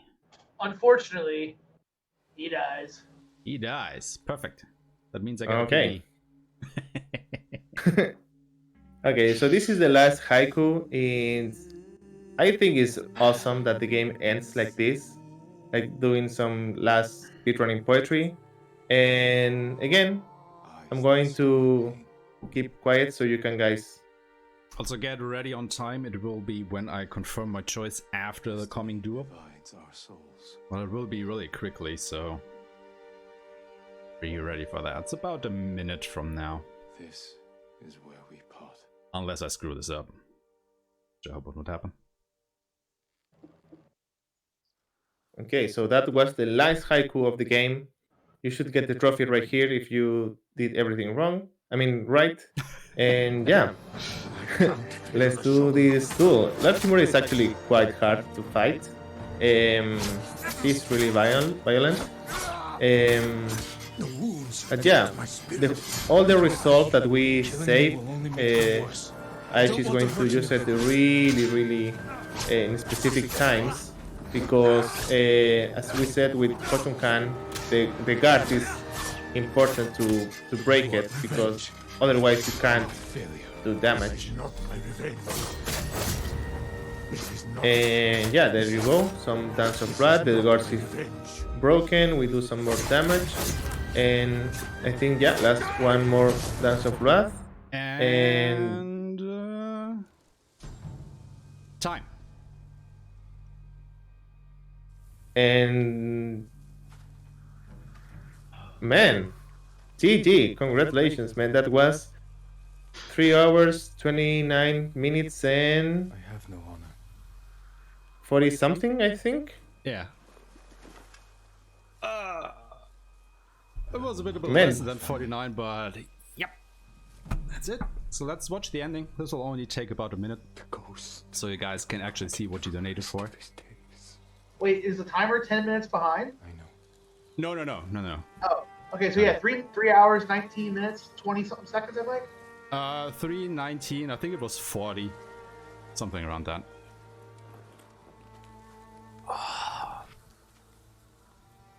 This is the first sub 320 ever. Yep.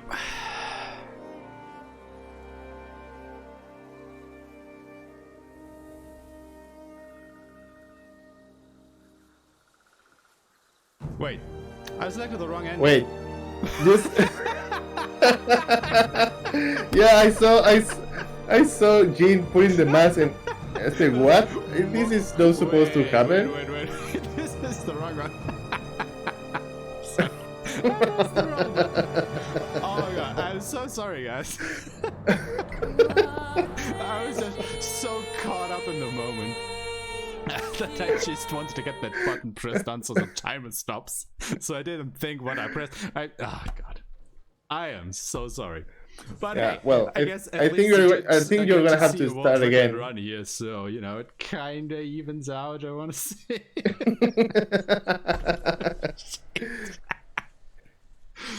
um, but yeah, that's it. That is Ghost of Tsushima, everyone. Thank you so much for the organizers for having us. It was a blast. I mean, we just got a world record run here. Thank you so much for Charlton for commentating for me. Thanks to the Ghost of Tsushima speedrunning community. You guys are awesome. We are also just a very small community of runners. Jin.